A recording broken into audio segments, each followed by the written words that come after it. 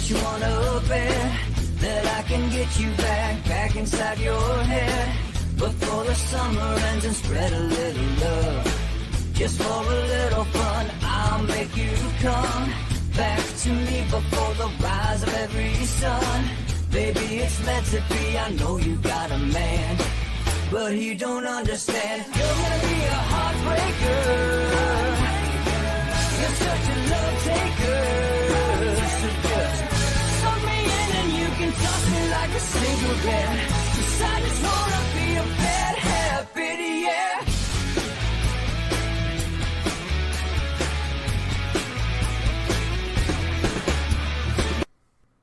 Welcome to Inside the Numbers with the People's Pundit, and now here's your host, Rich Barris. And thank you, Don. Welcome to Inside the Numbers with the People's Pundit. I'm your host, Rich Barris, the People's Pundit. Listen, if you're not on Rumble, go on over to Rumble. While we enjoy everyone who subscribes on YouTube, you can give us a thumbs up before you go. You can make sure you subscribe there, but go on over to Rumble and definitely subscribe on Rumble. Give us one of those little Rumble Plus signs, whatever they are. And of course, while you're on there, right up there, you can see the locals community button. Check it out. Give it a click. Become a member. Better yet, become a supporter and join the revolution in data journalism. All right. So today it is our day for the Gaggle guys. We have George. Peter had something going on, but we have George, and there's a lot to talk about on Ukraine. So I'm going to bring him in now. We can't talk about this without talking about it in the context of the news over the weekend.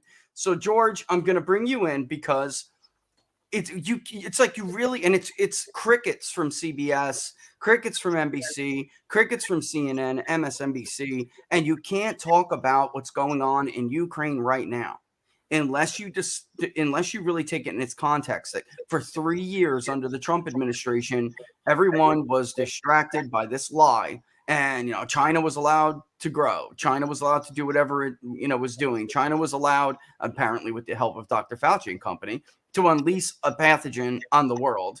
And, it's unbelievable. Now, here we are all these years later. And just to give everybody the latest, emergency meeting within 48 hours, Vladimir Zelensky asked for because of the buildup. What are we at now? 130,000 or 150,000? What are we at now? Something like that? Who knows? The numbers keep changing. Yeah, and are they reliable anyway, right? Exactly. You have Joe Biden flexing his geriatric muscles. Consequences will be severe and swift. I mean, George, this is a joke. This is all. I want to play one clip. Well, I'll play it after. But let me get your take on the latest here, because German Chancellor basically came out and they're timid. This isn't really a coalition. So he undermines the meeting even before it gets started, George. Let me get your take on this. Well, you're right. Olaf Scholz wants to have it every which way. He goes to the Americans and he tells the Americans everything that they want to hear. So, yes, we're right behind you. We're 150% member of NATO. Russia's really terrible. Russia's being aggressive. We stand with Ukraine. Then he goes home, and the German public wants to know, where the hell are we going to get our energy? I mean, we want to be, the economic powerhouse of the world. We want to be the export dynamo economy of the world. And if we don't have any energy, we're not going to be able to do that. So, knock it off with all this talk about canceling Nord Stream 2. And so, he tries to be on both sides. And of course, when you do that, then of course everybody hates you. And he's now got himself into this position. So he had his meeting today in Kiev, told Zelensky everything he wanted to hear, and then he's going tomorrow to Moscow and he's going to talk to Putin. But he's going to have to tell Putin that he really has no intention of canceling Nord Stream 2, because Germany is a bloody big economy and it needs an awful lot of energy to keep that economy going. So, all this talk about, we'll get Qatar, will increase its natural gas exports, and maybe Americans will provide some liquefied natural gas. All this is just nonsense. There's no way that Germany is going to be able to replace its gas imports. I mean, it imports something like 55% of its natural gas needs from Russia. There's no way that Qatar or the United States can substitute for that. Anyway, not in the foreseeable future. Yeah, and again, maybe you can provide some clarification on this, because we get, in the West, and really particularly in the U.S., we get all our news, and it's like American centered, and in truth, how engaged, or how much in the driver's seat really is the Biden administration on this? It seems like European leaders are just kind of doing their own thing with Putin, and here at home you hear Biden and the administration talking all tough, George. But the fact of the matter is, it's almost basically like they're cut out of this. Yes. I mean, he's not in some position, George, to like, how is it really for the folks who don't know? When you're in different countries, you get different perspectives. And everyone's got their own spin on it. But here, if you live here, the media would make it out. They'd have you believe that Biden was the driver's seat here. Is that the case? Well, I think that it's the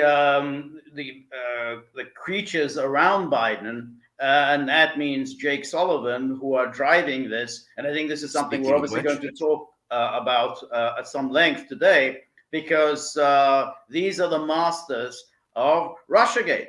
So they have created this fraud, this hoax of Russiagate. Jake Sullivan, instrumental in all of this. I mean, he's at the very heart of Russiagate. And lo and behold, they're now coming up with this story of an imminent Russian invasion. This is entirely manufactured out of whole cloth. The Russians have said nothing to indicate that they're planning any kind of invasion. They've explicitly denied that they're going to invade. They've explained that they're engaged in kind of military exercises within their own territory. They're not harming anyone. They're not threatening anyone. Russian people don't act as if they're expecting a war anytime soon. The Ukrainians, right, as if they're expecting a war anytime soon. So this has been manufactured hysteria by Jake Sullivan. And of course, Boris Johnson, who's fighting for his political survival, is doing his whole Churchillian thing, rushing around European capitals, warning that, war could break out any minute. So it's all absolutely bogus. But, and you're right, I mean, there's many Europeans who don't buy into this. I mean, we know Hungary's not buying into it. We know Croatia's not buying into it. Slovakia's not buying into it. Macron, I don't think he's buying into it. But again, he's doing the Scholz thing of, well, he's trying to keep the Americans happy, but he's also trying to act as the peacemaker. So he wants to be a kind of a de Gaulle figure, pivot Europe, somehow between America and Russia. But he doesn't have any of de Gaulle's ruthlessness or any of his decisiveness. So Macron just says one thing one day and then something else the next. So, no one really knows what the hell Macron is about. I was watching a clip from last week, and I grabbed it in anticipation of having you on, because we talked about this a little bit last time when I was on your show.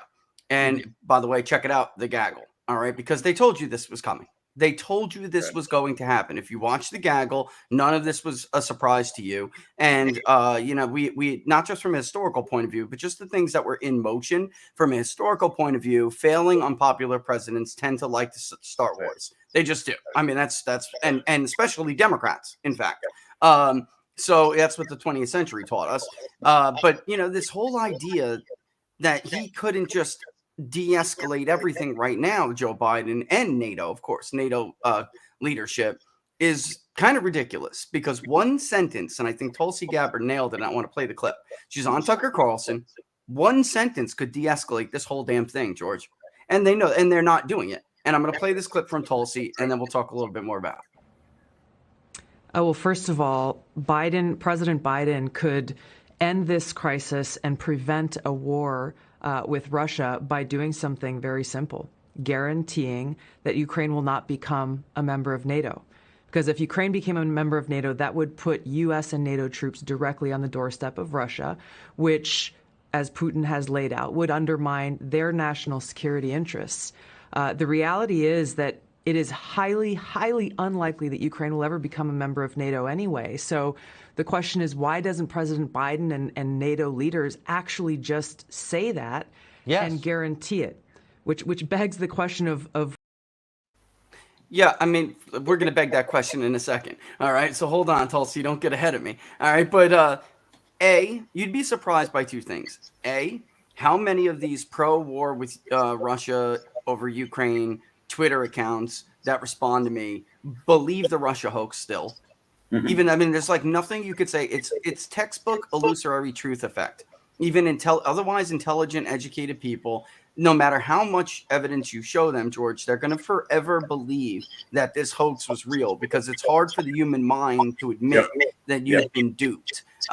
You know, and you believe it. They've attached themselves to your cognitive biases, and your brain is not capable of shrugging it off and seeing the truth. And then B, how many people truly believe that Ukraine is a NATO member nation? I mean, it's stunning to me.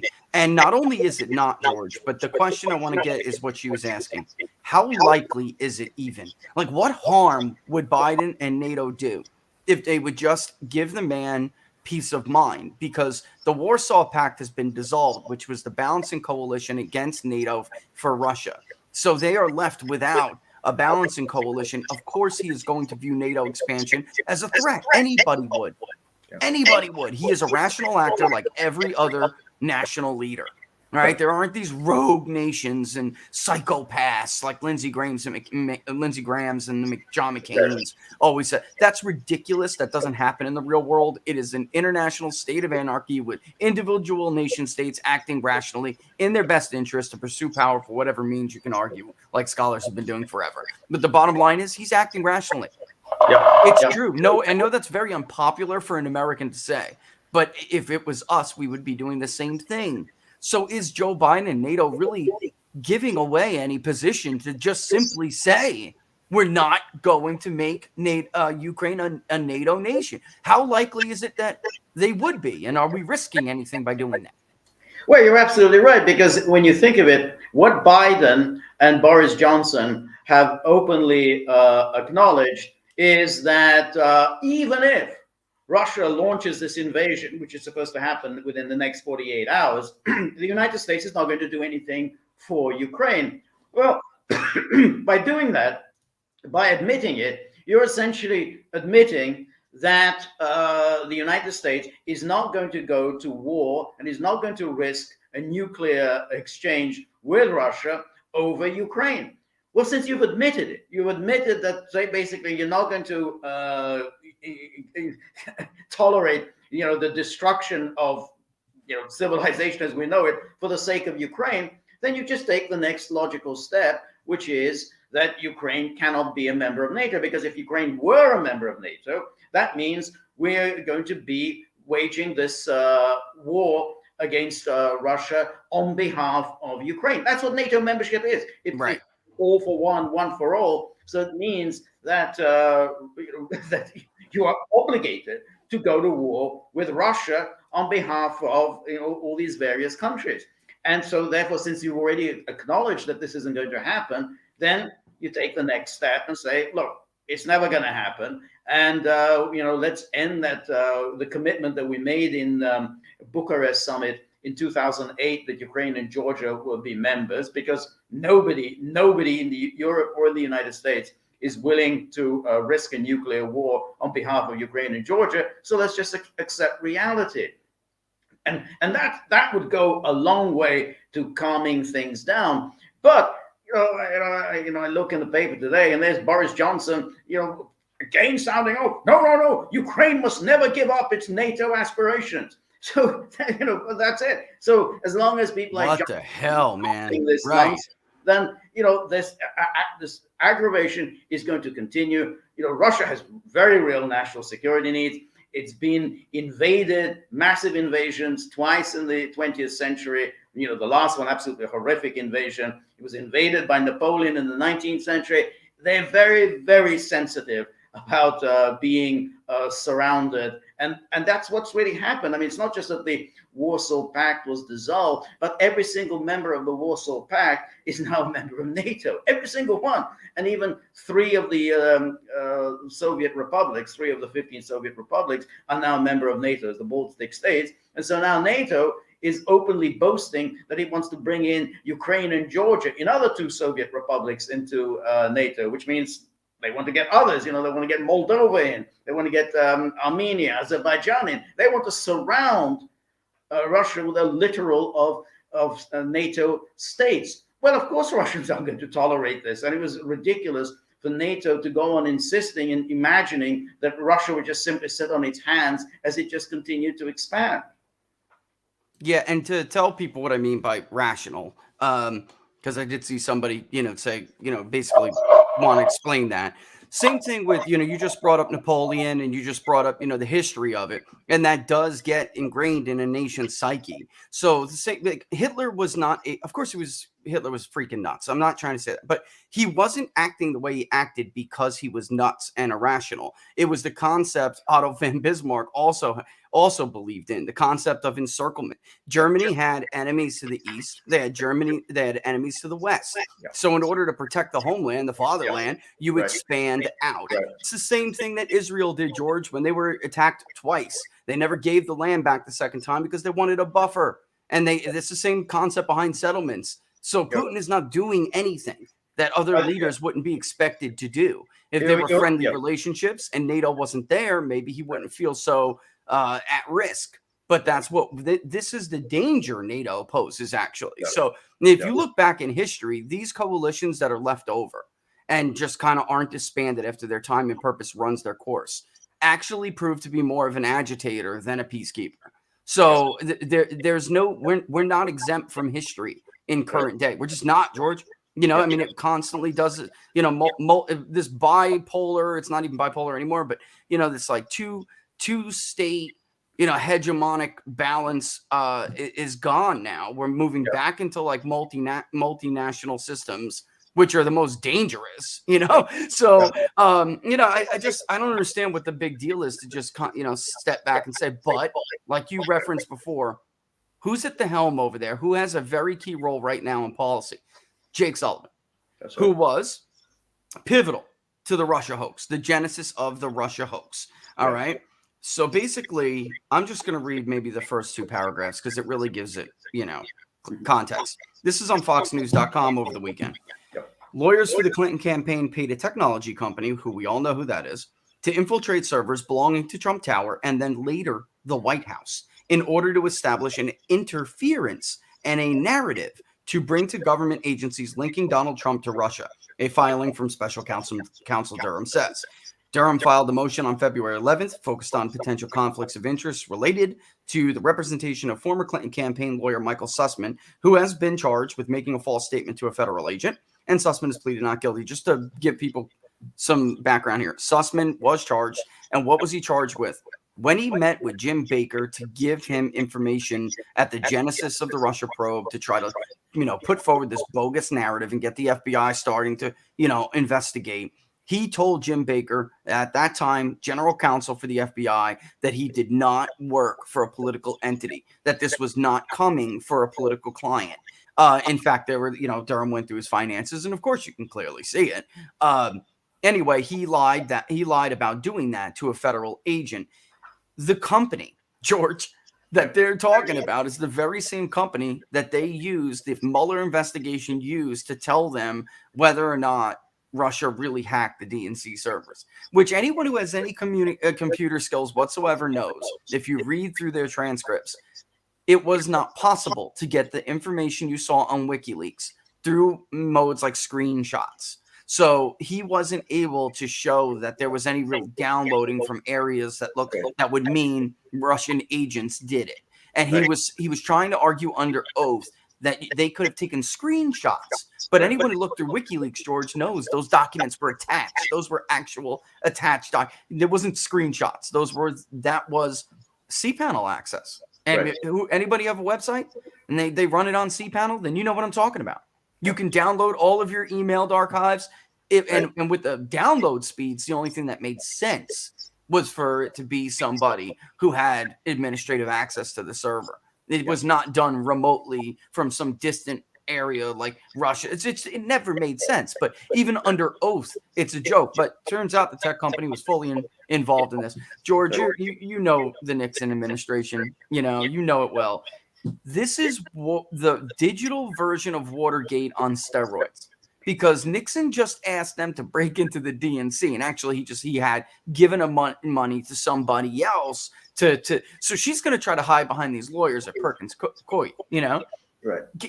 Nixon wasn't able to do that, Right. and this is worse, George, because this isn't just like corporate espionage, rummaging through Trump's personal servers and his apartment building, businesses in Trump Tower. When he was the sitting president, they were still doing this with White House servers. That's right. That's right. I also want to put in a word for Nixon. No evidence has ever emerged that Nixon ordered anyone to break into. That's true. That's true.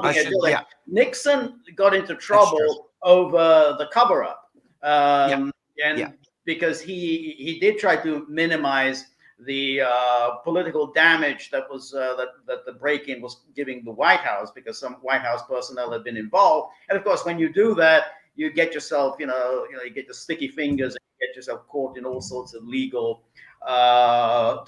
vulnerabilities, which is, I think, what happened with Watergate. Watergate was always about the cover-up. It was never about anything some horrific that the Nixon administration did. This is different, because this is really something quite horrific. Because if you think of Russiagate, I mean, there are a number of prongs to Russiagate, which was a conspiracy hatched by the Clinton campaign, and then in collusion with agencies of the U.S. government to first destroy the Trump campaign and then to destroy the Trump presidency. So if you think back to 2016, there's the Steele dossier. Now, the Steele dossier, we already have this figure, this Igor Danchenko, who's now been indicted by Durham.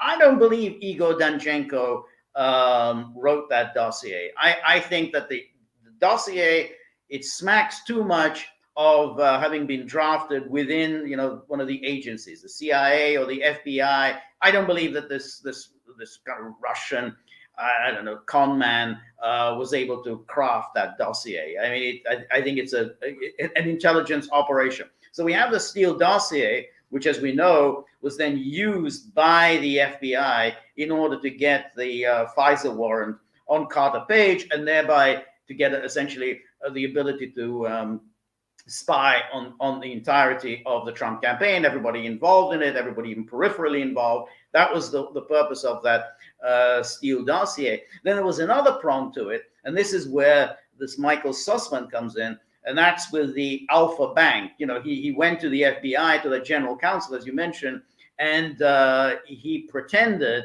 that he was this disinterested observer who found out, because of his, disinterested research, that the Trump organization was in touch with this Russian Alpha Bank. So we now know that was entirely manufactured out of whole totally bogus. Exactly. But then, and this is what we found out the other day, is that this went on after Trump had already won the election, and that this technology company, this guy, it was it Joffe? I mean, he's in Georgia Tech. He tapped into somehow, he had all sorts of access to information. He tapped in to the servers in the White House. He tapped into the servers in Trump Tower. He tapped into the servers that I think in one of Trump Plaza, the one on Central Park West in New York. He tapped into all of that with a view, and this is what Durham says in this filing, with a view to creating this false narrative of Trump-Russia collusion. And this was all paid for by the Clinton campaign. This was run by the Clinton campaign, which itself was run by Jake Sullivan. And remember, Jake Sullivan was the one who sent out a tweet. Yeah, in October 2016, we now have the definitive proof of Trump-Russia collusion, because here is this article, I think it was in either Slate or Salon, by this guy, Franklin Foer. Franklin Foer has written this article linking Salon or Slate. Yeah, Slate. Slate. To the Trump Tower. That's it. That's the definitive proof. What Jake Sullivan didn't reveal, that it was Jake Sullivan, who fed this information to Franklin Foer, this bogus information, which then, Jake, oh, this is it. Look, this is now, our media has exposed this link between Trump and Russia, manufactured entirely by the Clinton campaign. And then the third prong of the Russiagate hoax was, of course, the number that they did on Michael Flynn. Remember, they were spying on Michael Flynn long before they spied on that conversation with Kislyak, because they were suggesting that Flynn having some kind of a sexual relationship with the daughter of a KGB general, and of course it never happened. He didn't have any romantic entanglement with anyone. And this woman wasn't the daughter of any KGB general. She was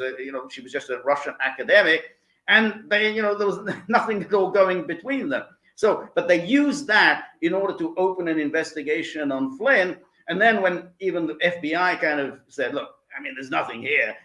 Then they said, look, we've got this conversation with Kislyak. Maybe we can get him on the Logan Act. So let's just keep this investigation. And according to White House records and Barack Obama's own handwritten note, that was Joe Biden's idea to use the ridiculous Logan Act, which nobody has ever been successfully prosecuted with. The vast majority of legal experts say the Logan Act is unconstitutional. It's not legitimate. It wasn't even designed for that. It was designed for, the old world where we didn't have, George, the method of communications that we have. What stops somebody from getting on a ship, sailing to France and pretending to be a U.S. ambassador, right? And, to enter Parisian, society and just pretend to be somebody they weren't. It had nothing to do with this. And some people ask, well, how did they do this? Because Tech Executive One had cyber research contracts. He had access.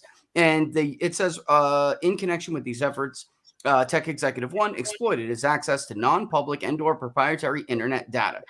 Also enlisted the assistance of researchers at a U.S.-based university, who you've referred to before, who are receiving and analyzing large amounts of internet data in connection with a pending federal government cybersecurity research contract. Durham goes on to say how they would leak and they would formulate these reports and put these white papers together, picking and choosing things, like you said, to make it sound bad. And to get that article that they got in Slate, I think it was Slate, Jake Sullivan puts that first tweet out there, and then Hillary Clinton, within the same day, quote tweets it and, shouts it from the rooftop. So this idea that her hands could be clean of this is just ridiculous, completely ridiculous. Because and Mark Elias, by the way, was in touch with Sussman, met with Sussman and Tech Executive One at pivotal times here, Durham is saying. So this is now the guy.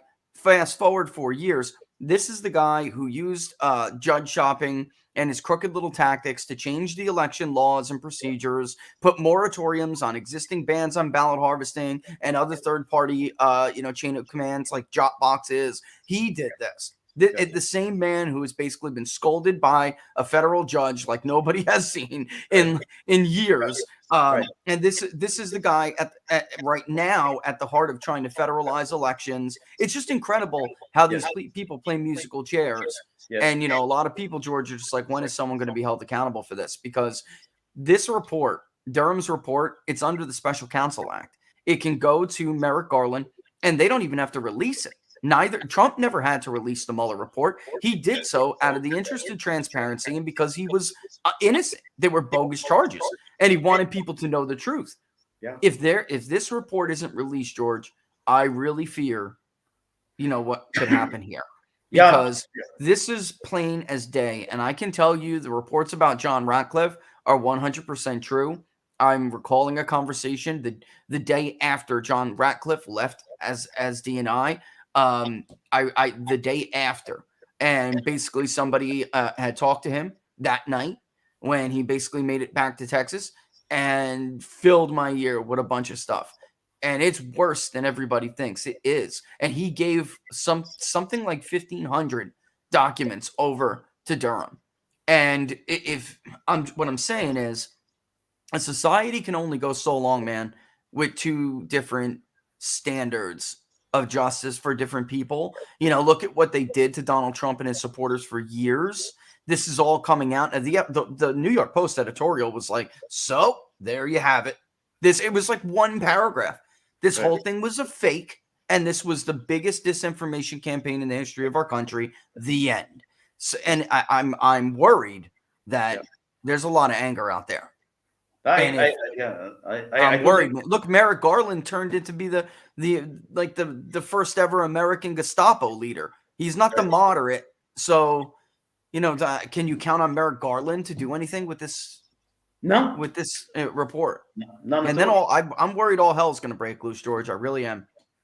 Yeah, I think so, and which is why the DOJ and and particularly we had that terrorist advisory from the Department of Homeland Security last week. They're going after the opposition because there's an awful lot of people out there, as the Biden administration knows only too well, who are really, really angry about this disinformation. Obviously, disinformation about the election, that that ridiculous election of November 2020.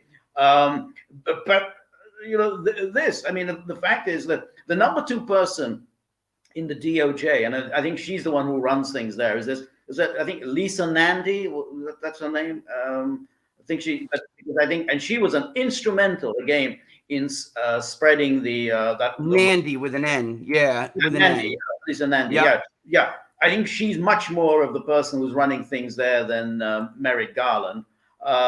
She was absolutely instrumental in spreading Russiagate. There's no way in the world she's going to sign off on releasing the Durham report. The only prospects we have of finding anything out is if Durham goes ahead with these prosecutions, because I doubt whether this guy Igor Danchenko is going to play ball. I don't think he's just going to fall on the sword and take the rap or anything, because I don't believe that he wrote that Steele dossier. I think it was much more of a deep state intelligence operation. I mean, how they targeted, the individuals, the language that they use. I just don't believe some Russian hustler would have been able to pull that thing together. Well, then, I mean, George, that's John Brennan then. I mean, if that's really what happened, it's John Brennan, because John Brennan is the one who essentially Mark Carter Page, who had helped CIA before, in the past, and he was an easy target. Why am I saying? Because he always wanted to be, and this is no knock on Carter Page, I'm just simply saying it. They look at your psychological makeup and they decide who is and who isn't a good asset. And he very much was an easy mark because he always wanted to be a help to his country. He was always he was like a Boy Scout, man. And he wanted to, he wanted to help the CIA any way he could. He wanted to help his country any way he could. And it was real easy to twist him up in this stuff. This is, everyone always gets charged with knowingly making false statements to federal agents. This is way beyond that. Listen to who they targeted. Durham also writes that during Sussman's trial, the government will establish that among the internet data Tech Executive 1 and his associates exploited was the domain name system DNS internet traffic pertaining to 1A, a particular healthcare provider. So there's at least HIPAA violation. I mean, it's from stupid stuff to extremely serious stuff. Trump Tower, that's corporate espionage. 3, Donald Trump Central Park West apartment building. Oh dear God. That's Fourth Amendment violations. The Executive Office of the President of the United States. Ladies and gentlemen, if you tried to exploit the DNS of the Executive Office of the President of the United States, you are going to jail. If they catch you, you are going to jail. And God knows what they're going to do to you to see what you were doing in there. So this is way worse than Watergate, George. Way worse. Watergate is way overstated and overblown. This is way worse. This is something we've never seen in this country before. And I mean, it's almost like many of us kind of already knew what happened. And Durham's just providing these details. Trump, of course, wants people to go to jail. He wants people to go to jail. And he said in another period and Fox News took that part of his statement out of the story because he said during another time in our country's history when we were a stronger nation, this would have been punishable by death. This is the T word. Doing it to your political opponent is doing it to your political opponent. It's disgusting. And yes, I'm sure there's many statutes that you could point to prosecute somebody for it, but doing it to the president of the United States with the sole purpose of, George, it's treason. What else could it be? I mean, it's without a doubt. What am I missing here? You're trying to undermine the duly elected president of the United States. Yeah, exactly. Because what was the plan here? So, right. What was the plan? Yeah. Exactly. Go ahead. What Durham was saying is that they were creating this false narrative of Trump-Russia collusion, that Trump was working for the Kremlin. That's what they were doing. And Durham says explicitly there was no evidence for any of this. None. They distorted and manufactured the evidence. So what were they doing? They were essentially preparing the predicate for impeachment. That was always the plan, to impeach Trump almost immediately. Yes. And you're always going to get enough stupid Republicans who are going to go along with, oh, Russia's running Trump, oh, Russia. And they could get these enough Republicans who would come over and they would succeed. That was the plan. And they went ahead with it. And then, in the end, Mueller didn't fail to deliver the goods. But let's keep in mind, when Mueller presented his report, the Democrats didn't give up on the impeachment. They continued with the impeachment and said, well, okay, but maybe Trump was engaged in obstruction of justice. And so they continued for these hearings. Oh, Trump can engage in obstruction of justice. Maybe we can impeach him for that. And then, of course, Ukraine fell into their lap, and they just ran in with Ukraine. So forget everything we said about Putin. Let's just focus on Ukraine. But that was the plan. So Hillary Clinton, Jake Sullivan were from the beginning manufacturing evidence in order to overthrow the duly elected president.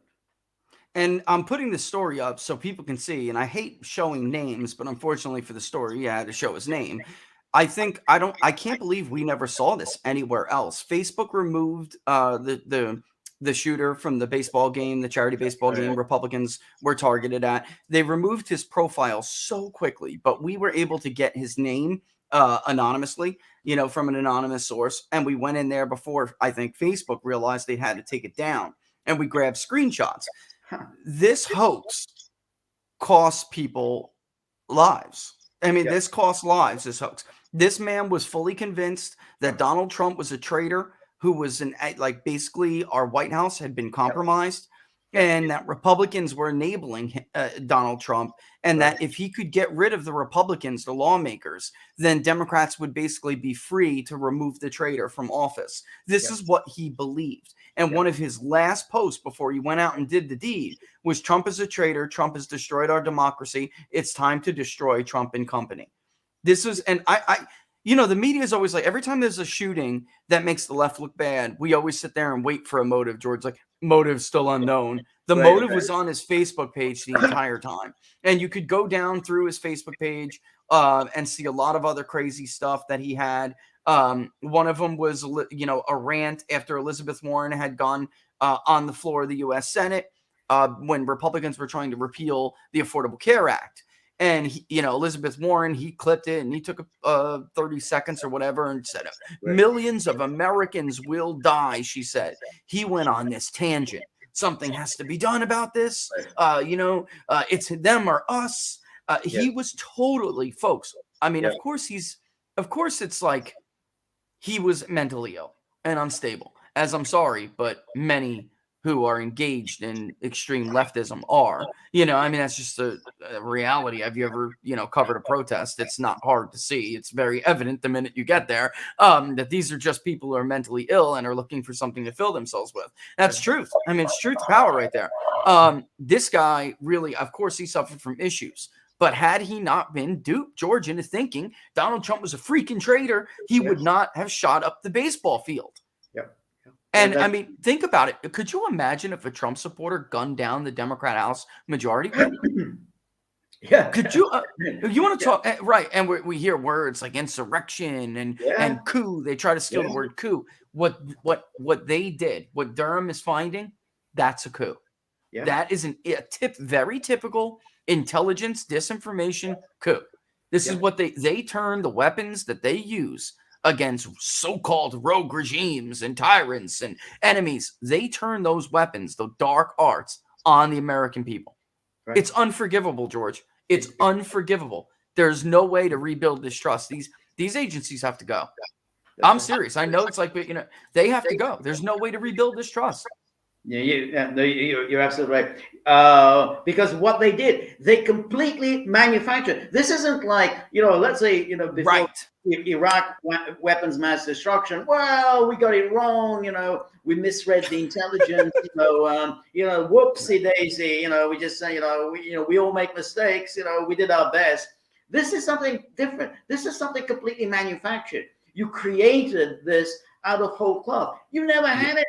You had this phony, fake, fraudulent Steele dossier, and that was at the heart of Russiagate. We now know that the cover story they put out. Oh, George Papadopoulos's drunken conversation at a bar with the Australian High Commissioner. That was a fraud. That wasn't nonsense. That wasn't the reason why they launched the investigation of Trump. We know that they put out this story. Oh well, we started this what was it, Crossfire Hurricane? We started it because of this Papadopoulos conversation. Well, of course, if the obvious question, well, if Papadopoulos' conversation was that significant, why didn't you go and interview Papadopoulos? You waited 6 months before you actually went around to talk to him. I mean, it's you supposedly this is so important. This what he said to the Australian guy. Well, but they never bothered to do anything about it. So it was always a fraud in order to discredit and destroy Trump. Now, the question is how high does it go? I do think that Barack Obama was involved in it. We know he was involved in the whole Logan Act business. We know it. Yeah, we already know. Question then is, what else did he know? Remember, when he, on the basis of no evidence, when he used that to expel the Russian diplomats, he was actually he only had a few days left in office, so he expels the Russian diplomat. Now, why did he do that? He actually set a trap for Trump. If the Russians retaliate by expelling the same number of American diplomats, then what happens? Then basically Trump's plan to improve relations with Russia will just be null and void. I mean, the administration starts with this tit for tat expulsions, or if the Russians don't retaliate, which is what happened, Putin decided, oh, all right, we're not going to retaliate. We're going to wait, see what this new administration is about. We'll ignore what the previous administration had done. Well, they used that to show, we were right all along. There was Trump-Russia collusion. Let's heighten the surveillance of the Trump people. They in other words, this whole thing was essentially an intelligence operation. Whichever way it goes, Trump loses out. And Trump never really recovered from this. And that's exactly what he did. He never recovered from that, what Obama did. And we did poll in Orange County, Dana Rohrabacher's seat. Michael Bloomberg dumped like 2 million in the course of a few weeks. Rohrabacher dropped like a rock because the entire narrative of Bloomberg's campaign was focused at Republican women, those who actually kind of are national security moms, and basically saying this guy is a traitor. He helped Trump, collude. He's up to, he's knee deep in Russian contacts. Right. Most of the ads, of course, were completely false, but it was the narrative. Actually, they were all false, except for the very general claim that he did travel over there to make some, to meet with people trying to figure out what really happened. So you never would have had a Harley Reuter win if not for these lies. In states like Ohio and elsewhere, the exit polls did ask people, do you think this is a politically motivated investigation. And for the most part, across all battlegrounds, they did. But it was still like 10, 15%, of the electorate that probably would have voted Republican and would have voted for Trump. It hurt them marginally. 18 was about healthcare, but it definitely hurt them on the margins. And Democrats won a lot of races on the margins. And it is hard to recover from this, especially if you have near universal opposition from the media, which is where I put this up from. The president's statement slammed the media, and he basically played the imagine if game like we just did. Could you imagine? And folks, think back to when he first got in office, and he quote tweeted, he said, that the Obama administration has been caught spying on my campaign. And CNN, who actually reported the Daily Mail story showing just that, CNN and a lot of others went on this fact-checking tirade about it. And now look at where we're at now. But there hasn't been, mum's the word here, George. This is the biggest story of our time, bigger than Watergate, is getting absolutely no mention, zero in the New York Times, the Washington Post, ABC fake news. He says NBC fake news, CBS fake news, ratings dead, CNN, and MSDNC. But there's a line down here. It says, where is it? Can you imagine if the roles were reversed and the Republicans, in particular, President Donald Trump, got caught illegally spying into the office of the president? All hell would break loose and the electric chair would immediately come out of retirement. The good news is everybody is talking about not only this atrocity against our nation, but that the press refuses to even mention the major crime that took place. Yep. I mean, damn, George. I mean, first of all, I don't even think what he's saying is hyperbolic. No, there were people talking about Donald Trump being tried and basically convicted of a capital crime. I mean, these people were insane, George, and it was a total lie. Yeah, exactly. They, on Twitter, this became a continuing, ongoing meme of traitor Trump. Trump, was guilty of treason. Traitor Trump. Yeah, traitor Trump. Because let's keep in mind, most people would still find it hard to believe that something like an allegation that the president was colluding and working for an adversary. They find, well, I can't believe that this was manufactured by our intelligence services. That's impossible. That sounds like a wild conspiracy. Therefore, there must be something to it. That's why they're investigating. There has to be something to it. But everything that we know is that there was nothing to it. From the beginning, it was an operation. It was an intelligence operation. That's right. To destroy Trump. I mean, that was it. I mean, it's not unlike, we may find out more about January the 6th, that, it wasn't a failure of intelligence. It was an intelligence operation to discredit Trump and, as happened, to impeach him. So, that was always, underlying it. We don't know, but that's something that could happen. This, we know, was an intelligence operation. And the fact is that Jake Sullivan, he goes there, he goes before these White House press corps, he does the media rounds over the weekend, talking, whoa, Russia's about to invade any minute now. They're going to launch aerial attack, missile attacks. They're going to sack Kiev. They're going to blockade Kiev. All this stuff. And no one asks him, well, what about all this nonsense that you were engaged in? You were engaged in this Russiagate hoax. I mean, there was one reporter in his White House briefing on Friday who said, well, why should we believe this intelligence when, we've had bad experience with intelligence? What about Iraq and the weapons of mass destruction? So, well, that's all completely different. That was, it was all about trying to create a war. This is about trying to stop a war. Well, Sullivan isn't stopping a war. Sullivan is heating things up. Sullivan is... That's right. Basically just exacerbating tensions, creating war fever, in which case something could easily go wrong. When there's war jitters, somebody's going to do something dangerous, and that could happen. He is doing nothing to stop a war.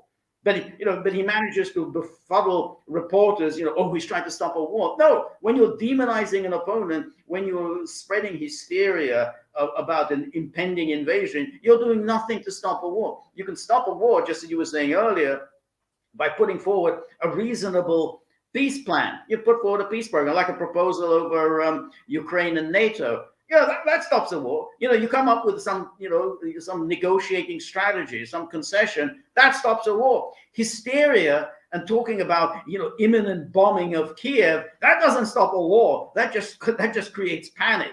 And so Solomon is a liar, and unfortunately, the media don't take him out challenging on that. I mean, this is a man at the heart of the biggest hoax in American history. Well, this is, I mean, George, this too underscores what people like Glenn Greenwald have been warning about for years, which is you can't have a media that is truly adversarial to, both governments. I'm not talking about friendlier for one than the other.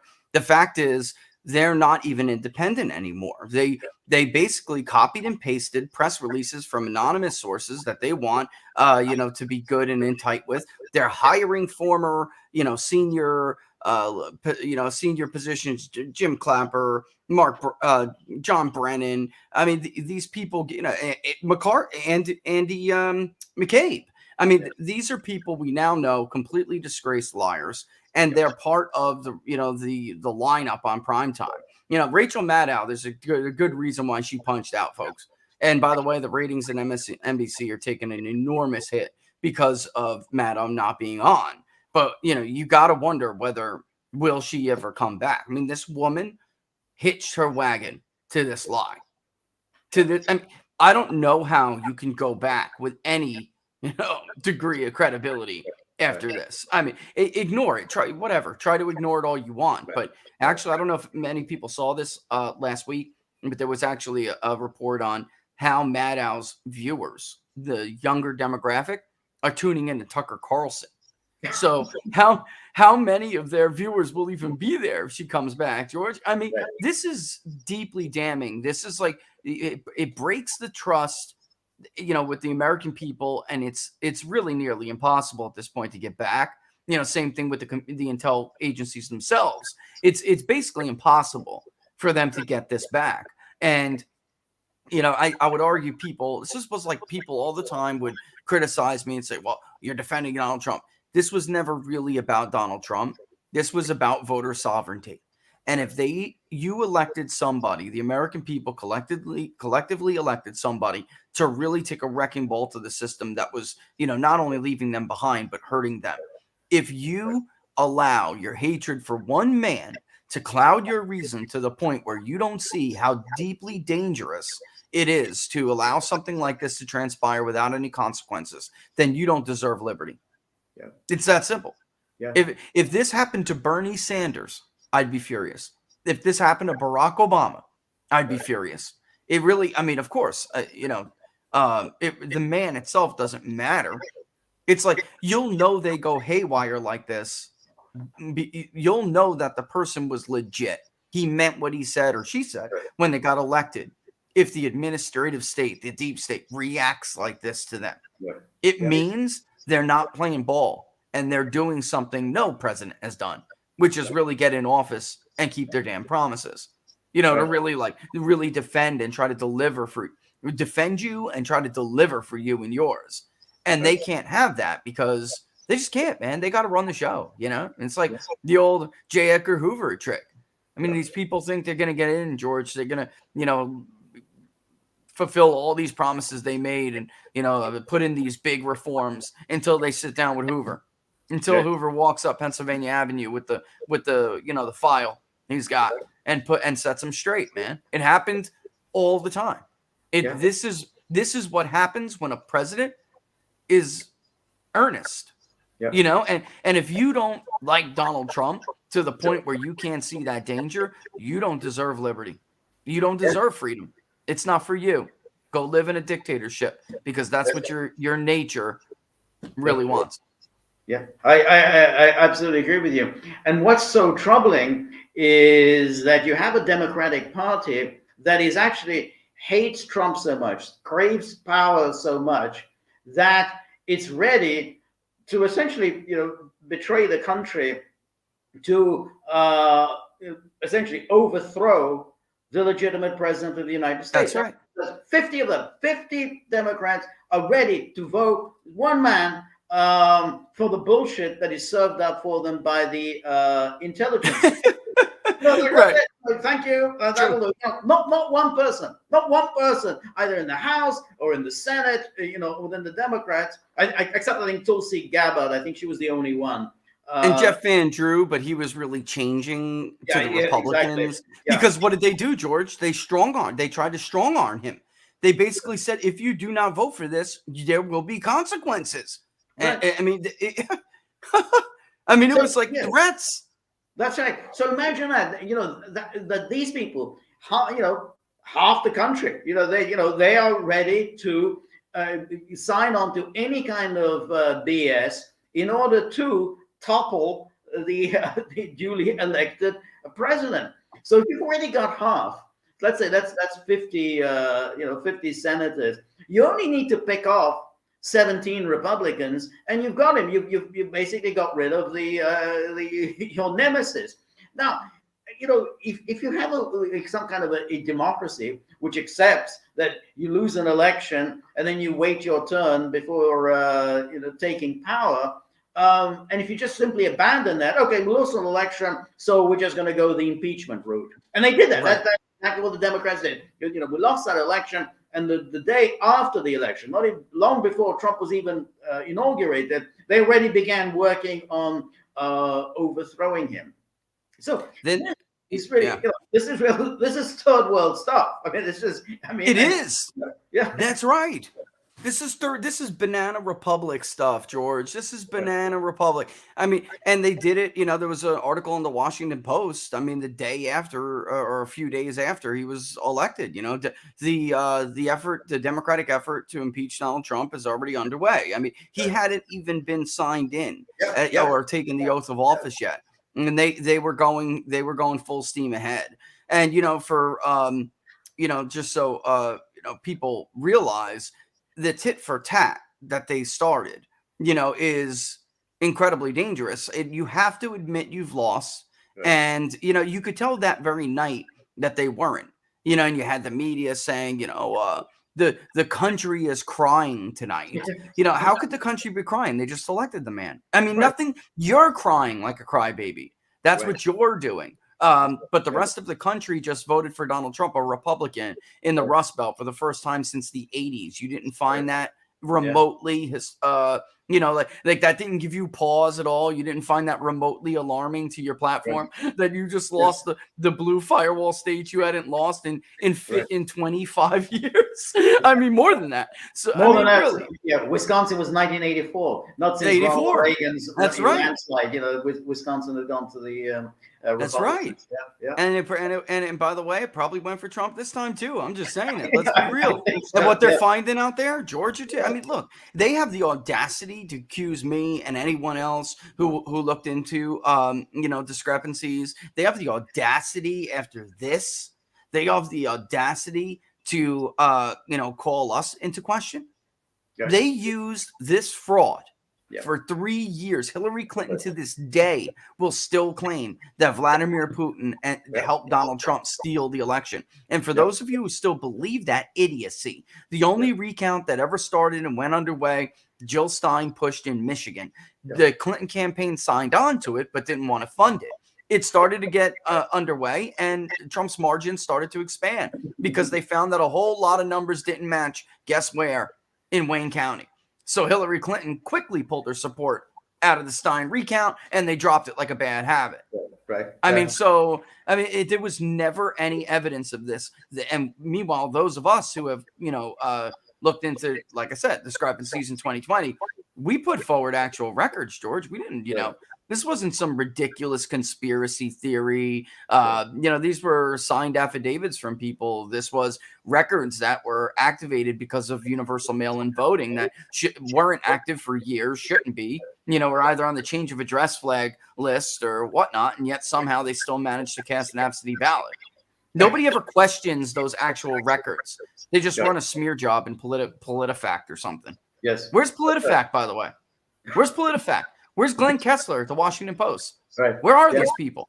Yeah. USA Today? Nobody? Yeah.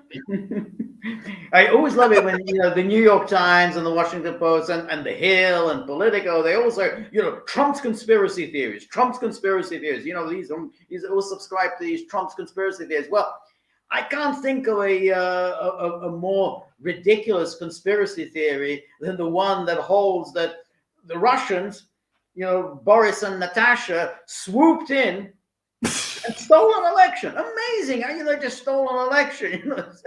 It's like, and as Barack Obama said, you can't even do it like that in this country. It can only be done through a grassroots, effort. And by the way, the only real organization that has the group of organizations that have the power to do that, to like hand that order down, are public sector unions. Right.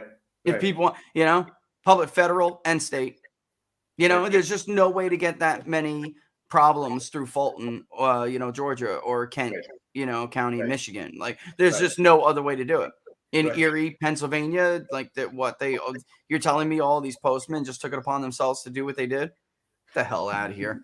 Get out of here. And meanwhile, a few weeks before the election, Politico actually ran an article saying that unions were putting the pressure on their members to do things. They actually penned that. And they said, this time, if you vote for him, if you help him, there will be consequences. Last time, we did not corral our members. We did not ask them to do things, for Hillary Clinton the way we should have. This time, there will be consequences if they do not follow directions. That was the title. I think it was Mark Caputa at Politico, somebody like that. And of course, all of that kind of just gets whitewashed, George, and forgotten. It just gets, Right.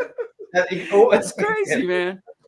And all of the rest of it. I mean, for instance, it was in the Pennsylvania where Mark Zuckerberg, putting in all of these everywhere, Georgia, these drop boxes, but only in Democratic districts. You dump all these drop boxes, and then of course you have in Wisconsin, which explicitly prohibits granny trolling and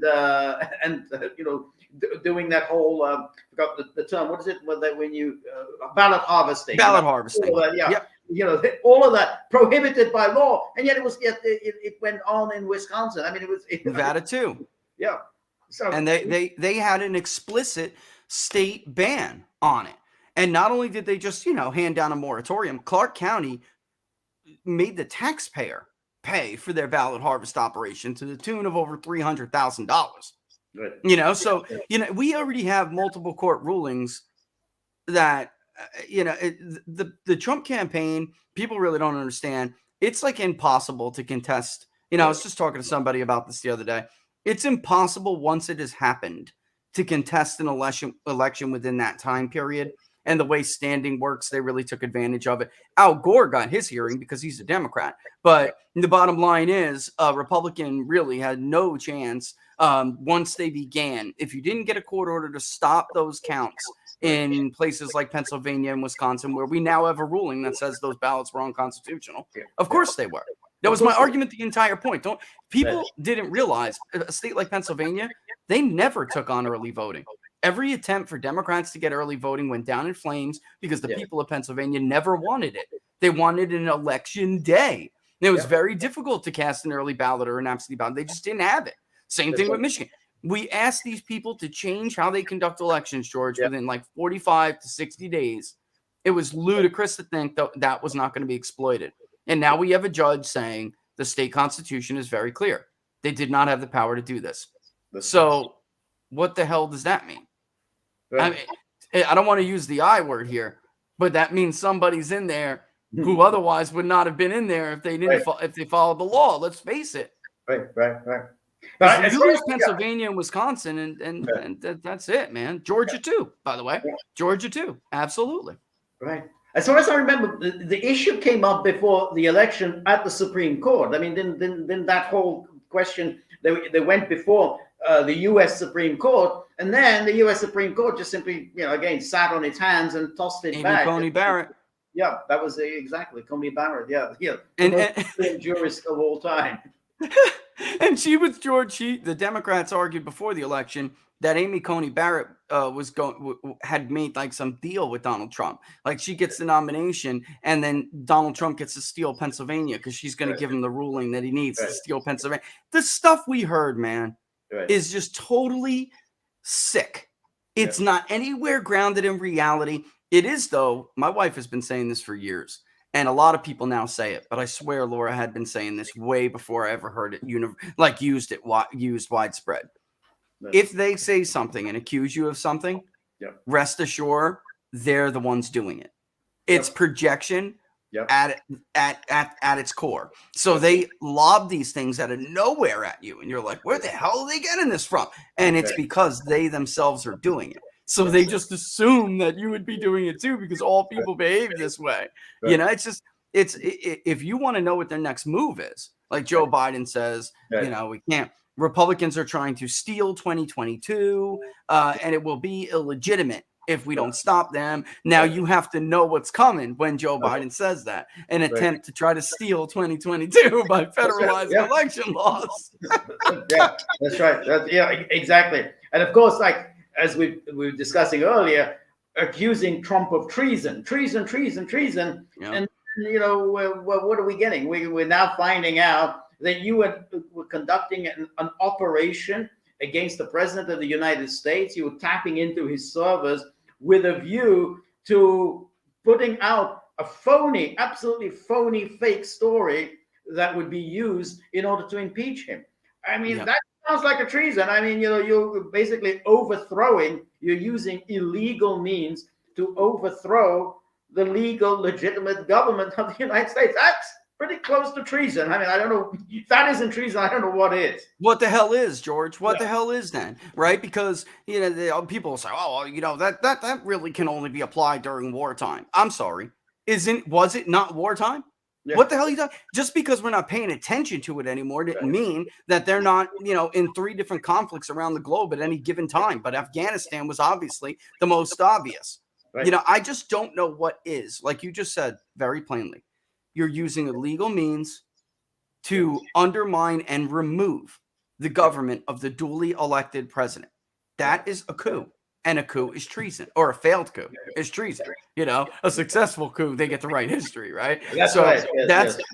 That's what's going right. A successful coup is like a patriotic rebellion. Right. That's how that gets written, right? But now we're at that's a famous saying, you know, treason doth never prosper, for if it did, none dare call it treason. So I think that's the point. That if treason succeeds, no one's going to dare call it treason. So. Exactly my point. Exactly. And this is, you know, this is the place we are in history right now, where how will this be written?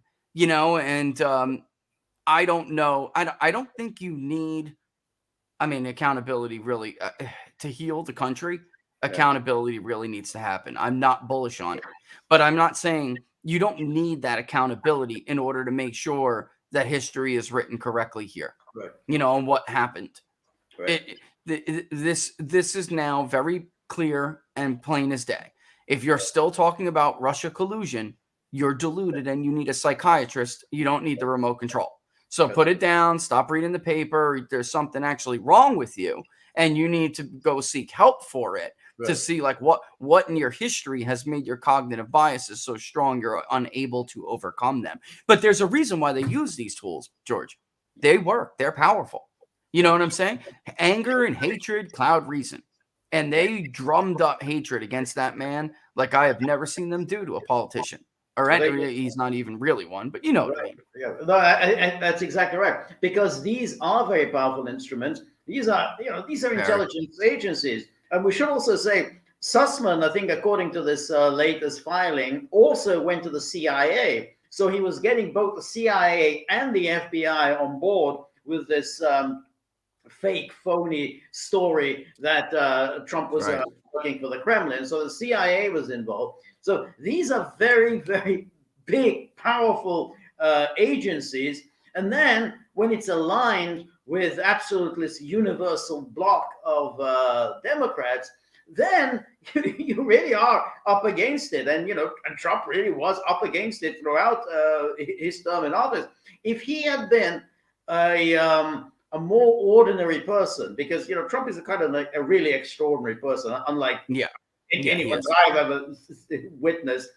Anyone less than that, he would have fallen. He would have been destroyed. He would have Without a doubt. resigned, in disgrace. Handed power over to Pence. It was only because Trump was, he'd spent his whole life just simply ignoring what people said about him. He was so oblivious to criticism. And I think that's why, he could pull this off. But anyone else, that would have been that. I mean, that would have been enough to topple him. And I think these people were in the expectation that they would succeed in destroying him probably within the first year in his office.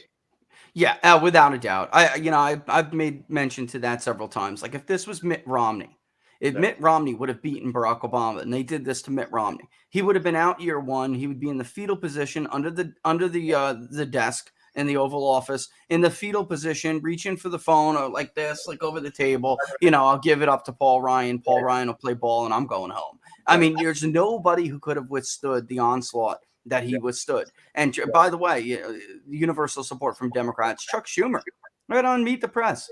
The intelligence community has a million ways to sideways or right. Yeah. Of course, everyone knew. Six ways to Sunday. Six ways to Sunday. Yeah.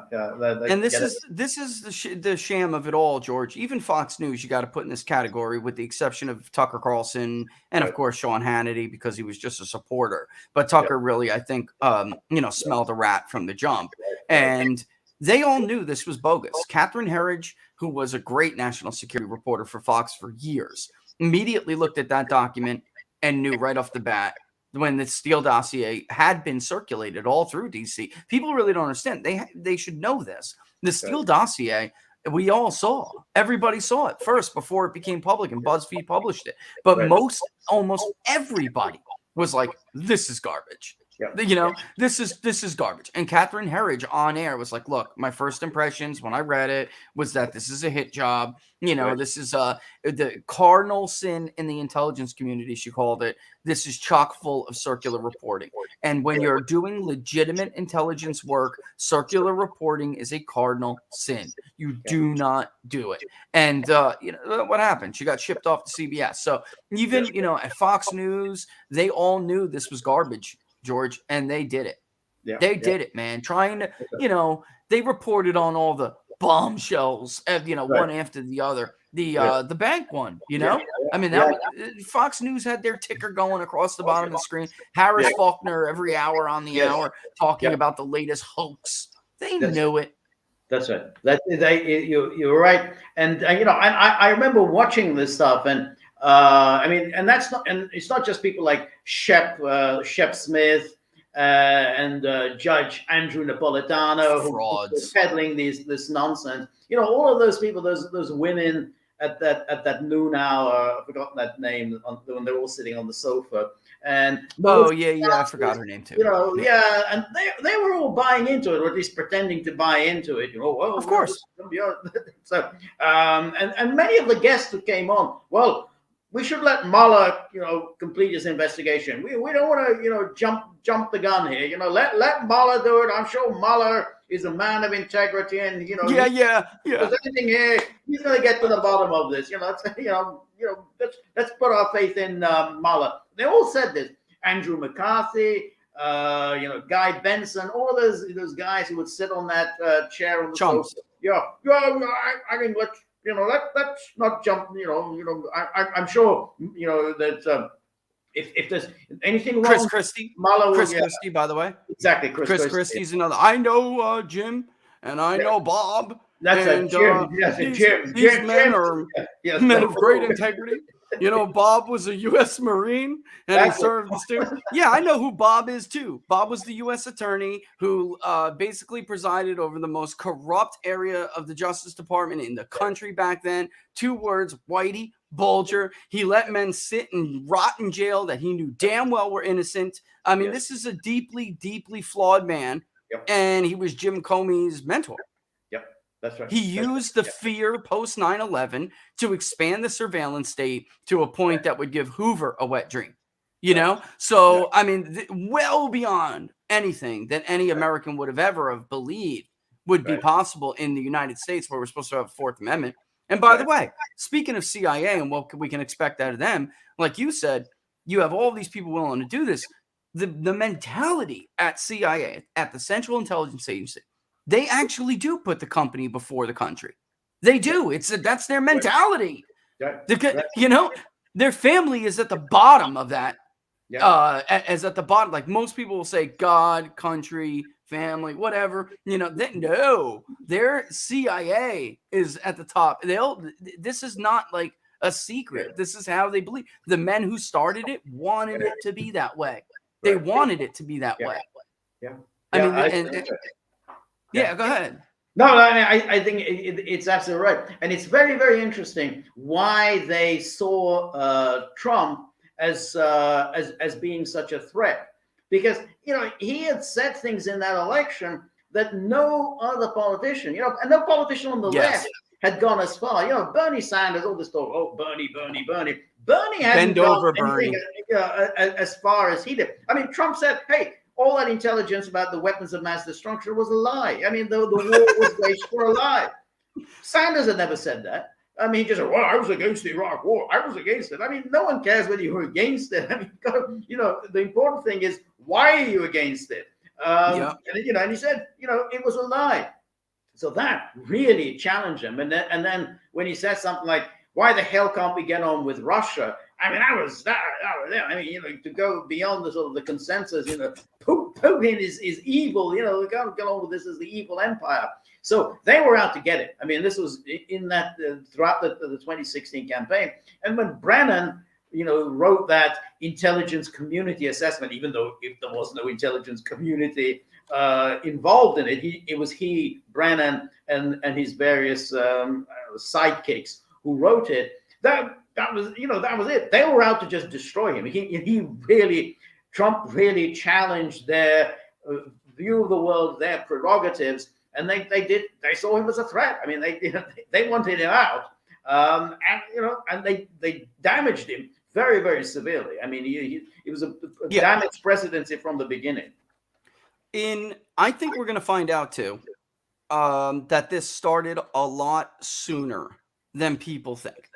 Because now that we know that certain tech companies, along with Hillary's lawyers, were using tech to exploit his servers, God knows what else they were doing. Right. And I have a good buddy. He shouldn't mind that I play it. He's a friend of the show, of course. We see him every Friday, Don Smith at the Don Smith Show. November 2015, Donald Trump had just taken the lead in the national polls not long before. Mm-hmm. And he was very clearly becoming the front runner for the Republican nomination. Mm-hmm. All right. Mm-hmm. Donald Trump agrees to do an interview with Don Smith. It's one of the best interviews I've ever heard with Donald Trump, especially in that period, because, it was always like, not a circus, but like a circus. He brought Donald Trump back down to the Trump that if you're from the part of New York where I'm from, you all know Donald Trump. And it very much is different than the man you saw run for president. I'm just going to, say that. Much more collected, clearly a calculating man. All right. More serious. And, deep thinker. Is he Plato's philosopher king? No, I dare say he's not. But deeper thinker than what you were led to believe when the country was introduced to him, during his run. It's a long clip, but I think we need to play it because there are multiple points, George, where if you listen really quick, you can hear it. And then Donald Trump actually says something. And they start joking about somebody listening in on the line. Here's why it's important. This is a closed system. Donald Smith's call-in is a closed system. It could never have been exploited on his end. So it had to be something going on Trump Tower. I brought this audio to people that I know in intelligence gathering, and they told me this was signal interference, period. End of story. All right. So he mentions it, and then they joke about it, and they say, because back at the time, he was really hammering China, big hammer in China, and he thought it was like maybe the Chinese or something, like seriously, right? And then they laugh about it, and they just continue and stroll on. I'm going to play it, and in some areas are hard to hear, but when you do, I'm going to tell you the date of this interview, and you're going to I think we're going to find out that it was long before anybody thinks it was. So let me just make sure you guys can hear it in the chats. Make sure, give me a thumbs up that you can hear the audio when I start to play it, okay? Here it goes. I had an opportunity in November of 2015 to. You guys can hear that, right? Yeah, Don just said, I have an interview. Yeah, Yeah. could you hear it, George? Okay, cool. I can Let's hear rock it. Yeah. Candidate Donald Trump. He had just taken the lead in the primary race, and just like a day before. And we had an interview. And during this interview, there was something going on. Now, I've never experienced this. I've done thousands of interviews, and I have never experienced this before. You could hear something. Something was going on. So this was the time. So I got stuff running through my mind as I'm sitting here trying to interview this guy, and really excited about it. But there was something going on the line there. And I thought, well, geez, the media was saying, well, Donald Trump said this in an interview, he said that in an interview. So I just thought, maybe they're taping this for prosperity so they can come out and say, oh, no, he didn't say that. Here's what he said. He's got a tape. But all of a sudden, then candidate Trump brings it up. He hears it. Now, on my line, the way I'm doing pre-tapes, there's no way that somebody else could buzz in on the line. So I knew that it was not on my end. But he brings this up, and he could hear it too. You could hear you won't hear it on this clip. You'll hear some, but you won't hear all of it. You could actually hear breathing at one point. You could hear all these things. And I'm going, what in the heck is going on here? So here is a little clip. It's a 50-second clip. And the president acknowledges this. And he says, hey, you got something going on your end of the line. And I just played along. I wasn't going to argue with the guy. But then he finally says, it's on my end. There was something going on. He was sitting at his desk in the Trump Tower at the time that they say that was going on. Here is the clip, and I want to get your reaction to it. Due to new technology and fracking and various other things, we have so much energy under our feet. We don't need it from the Middle East anymore very shortly. If we'd open up, we certainly wouldn't need it. We don't need it from anywhere. We have it for ourselves, and we have excess capacity that we can sell. And, we're a huge seller of coal to China, if you think about it. So we can't use coal, but China can. And China's using it in a very unfortunate way. So we are, whoops, you have a buzzer going off there, Don, but that's okay. Did you hear that buzzer?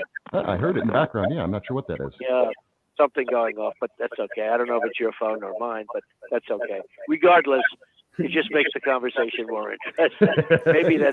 Maybe that's the Chinese calling, asking us to stop talking about it. We're being hacked, Donald. But So there you go. That was the clip. Now, before that, when it was live, General. And yeah, listen, let me just say, he's talking to General Paul Valley. And Valley wrote the book on information warfare, folks. The left hates the guy. All right. And he basically just says it. I mean, I could continue playing it. I will, but his take on it, I think he gives in this clip. And it was very, pretty much similar to what we got when we sent it out. Here, hold on. General, it was so much more pronounced. And again, you could hear actually soft breathing in the background. Hear talking too. You could even hear at one point, I hear a soft conversation between two people. And I'm going, what in the heck is going on here? And then he notices it. Did I just play proof of what's going on? Well, I think you did, because evidently it was electronic or transmission or something generated by radio frequency waves. And that's what you heard there when you decipher that, that there was some interjection, there was some perhaps breathing, but that kind of electronic transmission indicates that there's something going wrong with your line. And it probably wasn't the utility or telephone service, was somebody actually listening in that didn't realize that electric transmission could be heard on the air.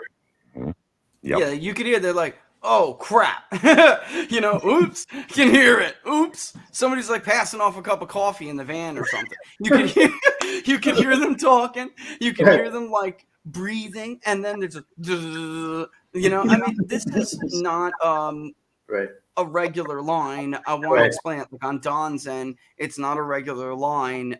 So there's no way for it to have been someone else, like, calling a different number to get into the system and they're overlapping. No, it was on Trump's end. What do you make of that, George? Because I'll tell you right now, I sent it out and they were flatly just, a little bit more complicated, but said exactly what the general said. Well, I tend to agree with you. I think it's, there's something very sinister that was going on. And to be honest, Trump was onto this very early. I mean, I think when was it that he sent out that tweet, and he said Obama was wiretapping me. I think it was very early. I mean, just soon after he was inaugurated. You remember? I think he said something like, Yep. Trump, Obama was wiretapping me, and everybody was, of course, oh, what nonsense, conspiracy theory. And anyway, wiretapping, what a joke. Well, Trump wasn't, sophisticated technologically. Yeah, he was probably thinking, still in the sort of 1970s Gene Hackman, the conversation era of wiretapping, people sticking something in your phone, and then they're basically, that enables them to listen in your conversation. You don't have to do that now. But I think it was obvious from very early on that he was under surveillance. I mean, and Clearly came out subsequently, it was clear he was under surveillance. But what's interesting here, this is November 2015. I think he was almost certainly coming under surveillance early on, when he was already took the lead. He took the lead in the Republican primary at a very early stage. I mean, I think that soon after he announced, he just swept to the right before the turn of the year, George. Right. That interview was November 2015, about a week after he took the lead, and the intelligence community did what they do, which is try to get someone they know may be a new leader in a compromising position. And someone like Donald Trump, they had to expedite that quick. They had to expedite that with the quickness, because he was not a ball player. He was not one of them. He didn't come up through the chains that they all come up through, much like Richard Nixon, by the way. Yeah, they had different backgrounds, but they were still like outside very much of the clubs. Richard Nixon constantly felt like he, that they would never accept him. He wasn't, even though he worked his butt off, he became the man he was by work ethic, right? And talent. He wasn't a great orator, but he did. He put in hard work. He did, what he had to do. They needed this guy to be handicapped. And that's it. So from what we understand, this basically happens to everybody, folks. It does. It basically happens to everyone. It's just that this guy was like George said before, was a real danger to them, because the things he said were not. It's not even third rail, George. You're not allowed to say that stuff. That's right. That's right. Yeah, that's right. And I'm saying incidentally about Nixon. Nixon had, he wasn't a great orator, but he had a popular touch. Many people in America swore by him. Huge, out of this. I mean, Peter, if he were here, he would say, that people like his father, Peter's father, they absolutely loved Nixon. They just adore him. It may seem odd because, he wasn't a great orator and he didn't have any real charisma, but that didn't matter, because many people in America identified with him. Somebody come from a very humble background. He was very. I mean, it wasn't just an ordinary family. Maybe he was poor. I mean, he really was poor when he was growing up. So, and then he kind of, he rose to the top. But, he retained that kind of the ordinariness. So when he made his famous Chequers speech, and he talked about Pat's cloth coat, people that's what they identify with. I'm like that. My wife wears a cloth coat. She doesn't wear mink. That's a very ordinary thing. And so I had all of that. So the hatred that Nixon generated is very much like the hatred that Trump generated. And I think in Trump's case, much more than Nixon's. And I think because Trump, really challenged ideas. I mean, Nixon was much more of a mainstream figure. But Trump was not mainstream. I mean, he challenged ideas, and whether it was on China, he's been successful. He's completely changed the national debate on China. I mean, before he came on the scene in 2015, China was still, hey, this is a really cool place. Remember when Biden's joke about, hey, China's going to eat our lunch? Give me a break. Come on, man. China's not going to eat our lunch. So Trump has changed the conversation on China, but above all, I mean, he challenged the intelligence services. I mean, he just, after all, if you talk about Bush and the weapons of mass destruction, and what a lie that was, you're basically challenging the intelligence agencies that came up with this BS. And he did that even after the whole start of Russiagate, when, that famous meeting with Putin in Helsinki, when, he said, well, okay, that's what my intelligence people are saying, and this is what Putin is saying. I don't know who's right. So yeah. I don't know. That's right. And they're like, oh my, again, traitor. How could you take their word over? And he's like, look, as if these people don't lie, they're never wrong. Exactly. Any president worth his soul is going to be very skeptical of the information the intelligence people are giving him, because they know they're selling him a lot of BS. They have their agenda and they want the president to pursue their agenda. So he's going to be looking very skeptically at this information. And then, you ask questions. Oh, Putin personally ordered, the hacking of the election. You say, really? How do you know this? You've got a spy in the Kremlin. Who is this person? And why are you leaking this to the New York Times if you have an agent in the Kremlin? Shouldn't you keep quiet about this? So you have somebody who comes along with some skepticism. Biden doesn't have any of that, which is why the deep state always wanted a figure like Biden, because Biden's just going to play along with it all. Any crap that they put in front of him, he's going to sign off on. That's exactly what they wanted. And the order itself, George, he challenged the order itself. Yeah. NATO. Look, we're talking about Ukraine earlier. That's key right now to what is going on in Ukraine. And I don't think if Donald Trump was still president, this would be at all at the level it's at right now. But they knew that he was looking to, reform, update, whatever, NATO. I mean, he gave the speech. It was for, first 3 months or 6 months. And he said, the organization is basically outdated. It needs to be, it needs a new mission. Its mission, it's an organization with an outdated mission statement. And if it's going to be relevant, then it has to get a new mission statement. They hyperventilated over that stuff, right and left. Yeah, that's when you really started seeing the Max Boots and all the others, come out and go on CNN and start hyperventilating about how the Western world's going to collapse because of Donald Trump. Just totally ludicrous. And what do you think would have been different with the situation in Ukraine right now if Donald Trump was reelected?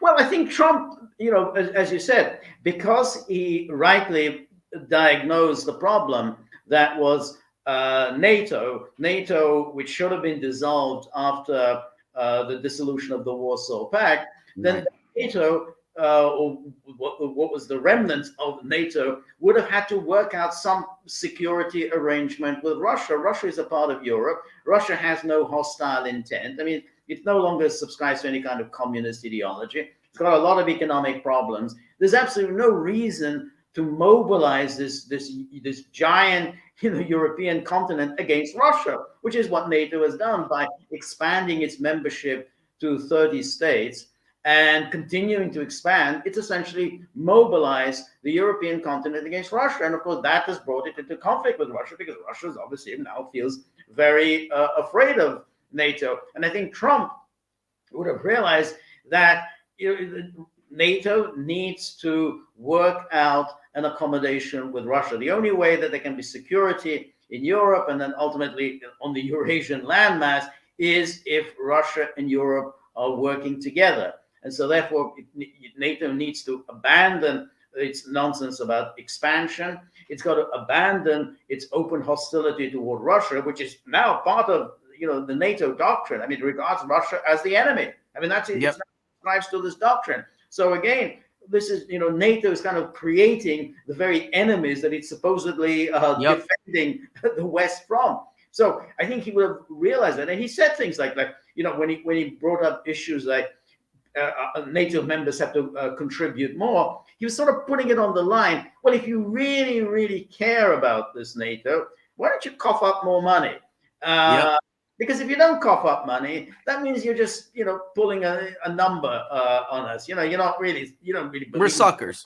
Friend. Yeah. So you're just going along with it. But hey, the moment you have to, put up some money for it, hey, you suddenly become absent. So I think he would have gone down this path. There's no way that he would have done, which is what Biden has done, which is the hill that you're dying on is NATO membership for Ukraine. I mean, that is just nuts to get yourself into a conflict with Russia over something that is not going to happen, because if Ukraine becomes a member of NATO, America is committed to go to war with Russia over Ukraine, and that means America is committed to a nuclear war with Russia over Ukraine. It's a stupid, Insane. And yet Biden has now locked American foreign policy to this position. Yeah, it's insanity. And you just said it. I mean, like I mentioned before, when you have these like dinosaur balancing coalitions left over after their purpose has expired, in this case, the Warsaw Pact, you actually provoke the very enemy that you were trying, or your justification for leaving that coalition, you're actually provoking them into a conflict. So it's complete. And that it's worse when it comes to NATO, because I'd like to get your thoughts on this. I don't see any way the U.S. can effectively put together another coalition to balance China as long as NATO is intact. No, because you can't do it. You just can't do it. You need, go ahead. I'd like to get your thoughts on it. You are absolutely right, because the only way, if you're going to take on China, you need to have Russia in your corner. Because China is a bloody big country. It's a gigantic economy. And, if you're going to take it on, you're going to need Russia on your side. With Russia and China now marching in lockstep, supporting one another's foreign policy, supporting one another's security concerns, there is no way you can take on China, because you're now taking on Russia and China together. I mean, that's a hopeless fight. So that's why all of these threats make no sense, because again, if you're going to orient your policy towards China, then you can say, look, we really don't need this NATO. We don't need it, because NATO serves no purpose whatsoever. There is no Russian threat to Europe, and by expanding it now to 30 member states, you are turning Russia into an enemy. You're making a Russia-China military alliance a likelihood. That's it. You become isolated. I mean, how you're going to confront this? It becomes a gigantic, huge, powerful bloc, Russia and China. Remember, Russia as a nuclear power is comparable to that of the United States. In some ways, it's even ahead of the United States on the latest nuclear ballistic missiles. But China's got a giant economy. Its economy is now rivals that of the United States. So you put these two things together, and you've got a really formidable adversary, much more formidable than the Soviet Union during the Cold War, because I totally agree. A major military power was economically insignificant, was never in any position to challenge the United States. And in any case, at that time, at least during the sort of the last 25 years of the Cold War, America had China in its corner. Now you've got China and Russia together. That's not a good situation to be in. And NATO expansion has helped create this Russia-China alliance. Yeah, I mean, even the Pentagon white paper, that they themselves, was it last year? I think it was 2021, that paper. They themselves admitted there was just no chance the United States could take on, in a great power conflict, could take on both of them, let alone even a two-front war. I mean, it was a very dire assessment. And it's just the height of stupidity to create enemies that are basically neighboring regional hegemons. Right. Yeah, exactly.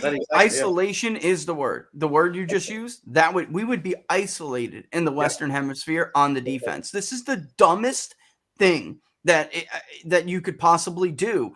Remove NATO, get rid of NATO, make nice with Russia, try to get India on your side, have Japan remilitarize if that's the case, if it was an imminent threat. That would be the only way you could deal with that. Right. Pushing them into the arms of China, folks, we're going to end up in third, not even second. I mean, third place. We're going to, and the Pentagon acknowledges that, and yet they still continue on this ridiculous path. That's it. I mean, it's sick. It's insane, George.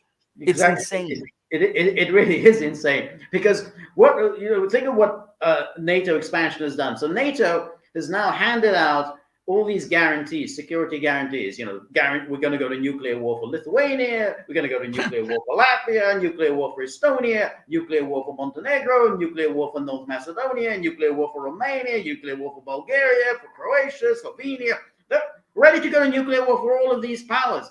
It's really ridiculous, particularly as if you start any kind of an exchange with Russia. What's China going to do? China, Russia, they're inseparable. They've now said we are inseparable. Our security concerns are one. So anything that affects Russia, China will take action in order to support Russia, and vice versa. Russia has said the same about China. So you start messing around on Estonia because the Estonians treat their Russian citizens rather badly, and the Russians might get fed up. Hey, we're tired of your abuse of our Russian citizens. So you start threatening Russia over that. Suddenly you've got a major war on your hands, and then you got China who's going to. It's like, okay, that's our opportunity to alter the balance of power here in the Far East. We kind of want to get rid of all sorts of annoyances, such as Taiwan, and this might be a kind of a good opportunity to rid ourselves of the Taiwan problem once and for all. There's no question that the security concerns of one affect the security concerns of the other. So if there is a conflict over Estonia, China will ease the pressure on Russia by addressing the Taiwan problem once and for all. And what's the United States going to do? Which problems are they going to address? Go to war with Russia over Estonia, or go to war with China over Taiwan? I mean, that's the kind of the situation it's got itself. This is where they put us. Yeah. This is is the future situation they put us in. And think about this, all coming full circle to the Russia hoax, that they did this and made this country, this man, a straw man. To the point where I did this by party. It's almost time again to ask it. We figure we're going to ask it at least once a year, maybe twice a year. Who do you think is the biggest threat, the greatest enemy, greatest threat to the U.S.? And you can clearly see here that China is going away, the biggest threat, 42.2% versus 22.2% with Russia. But look who actually believes that. Only 1 in 5 independents and third-party voters think that Russia is the greatest threat. Under 9% of Republicans do. It's coming almost completely from Democrats who have been goosed into believing this hoax. They did more damage than to just a president and to how did Devin Nunes put it? To thwart a presidency. They did more damage than just that. They did damage to our foreign policy by making this country think that they're going to be our straw man for everything, for everything. Putin goes and meets with Trump and they talk about collusion. Putin just laughs over it. I mean, the details of that conversation. I mean, he just very clearly looked at Donald Trump and just said, "This is total horse." This is complete, and it. And he did. Yeah. He did. But our media put us into this position, George. And they took all of our attention away, soured relations to the point where it would take like a second Trump administration to fix. It would.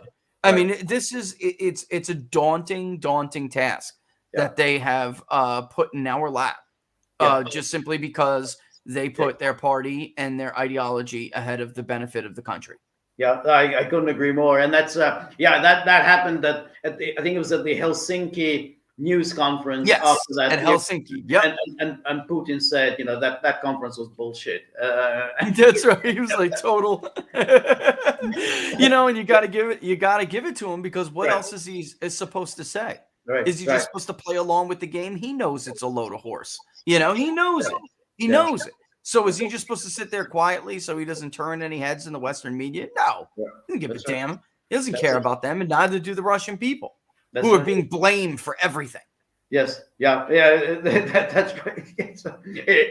For everything. I mean, even high gas prices in Europe, when it's the Germans who refused to certify Nord Stream 2 gas pipeline, which means that Nord Stream 2 is still not producing the gas. All you have to do is click on the button, and the gas will be flowing through Nord Stream 2. And so you have these high gas prices, again, because Europe hasn't done anything to put some gas into the storage, did nothing during the last summer, did nothing during the COVID slowdown to fill up the tanks with natural gas. And lo and behold, there's a natural gas shortage. And yet, how do the media spin it? Oh, it's all Russia's fault.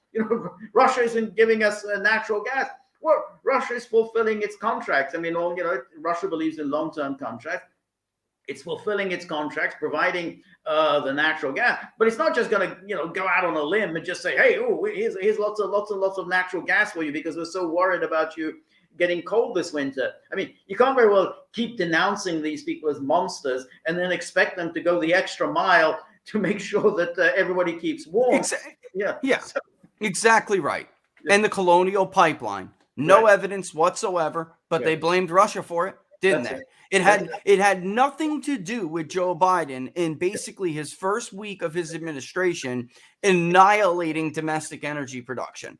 It had nothing to do with that.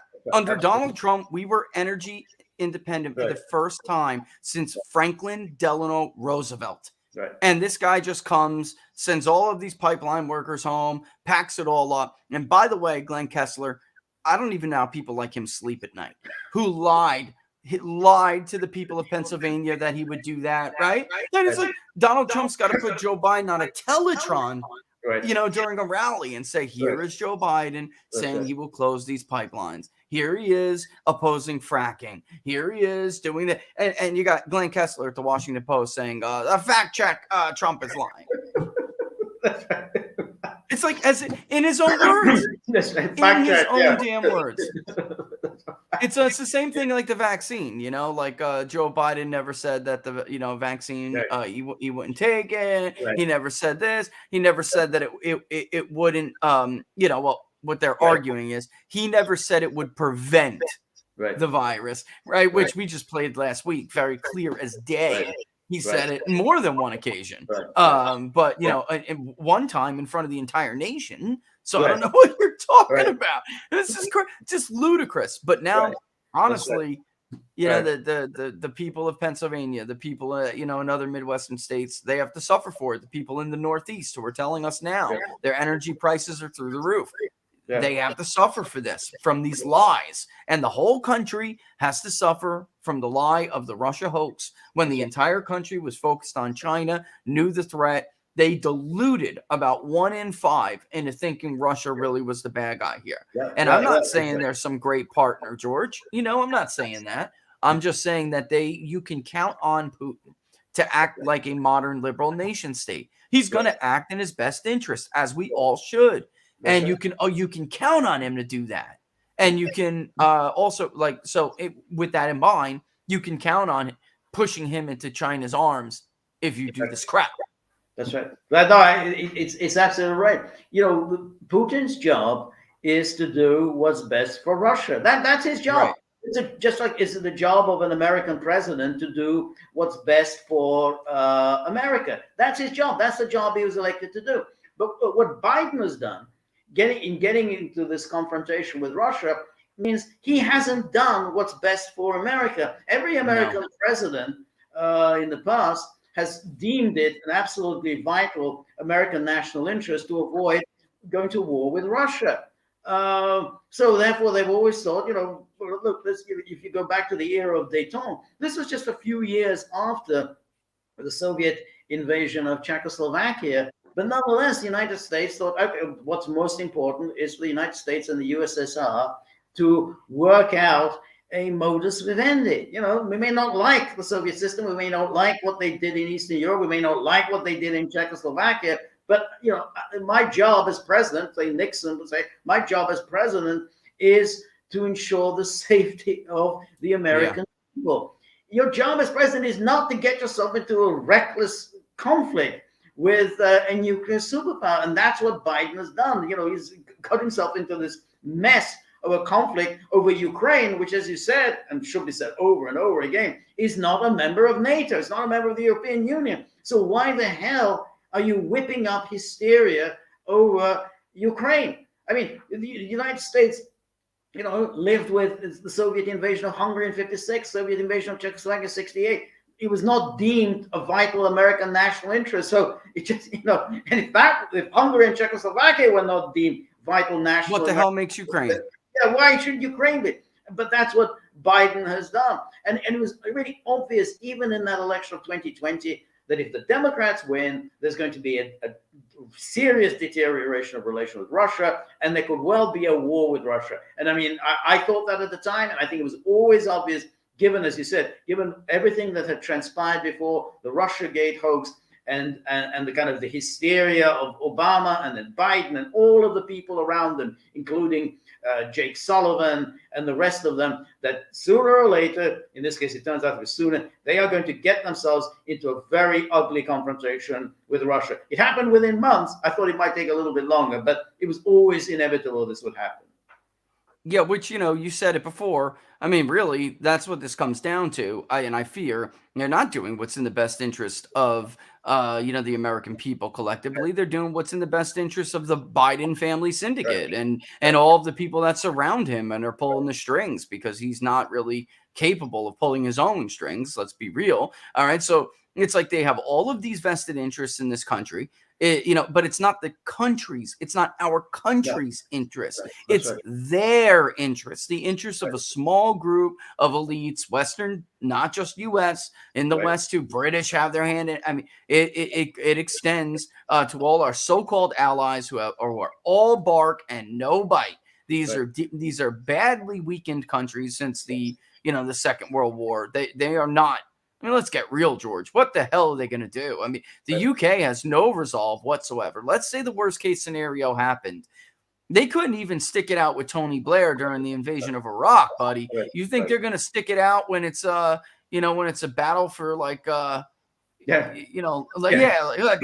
or something, Stalingrad, whatever. I mean, come on, exactly. Get the hell out of here. You're going to get kicked, man. Exactly right. That is exactly right. Because the British did not fight well in Iraq. In fact, British they very rarely fight well. They get other people. It's been a long time for them. So the British history is replete with absolute military fiascos. Even the World War II was just full of one military fiasco after another, and then going back towards the Boer War, Crimean War. They're always ending fiascos. So the notion they are now going to fight against Russia, I mean, it's a joke. I mean, and again, America also basically hasn't fought well in any of the wars since World War II.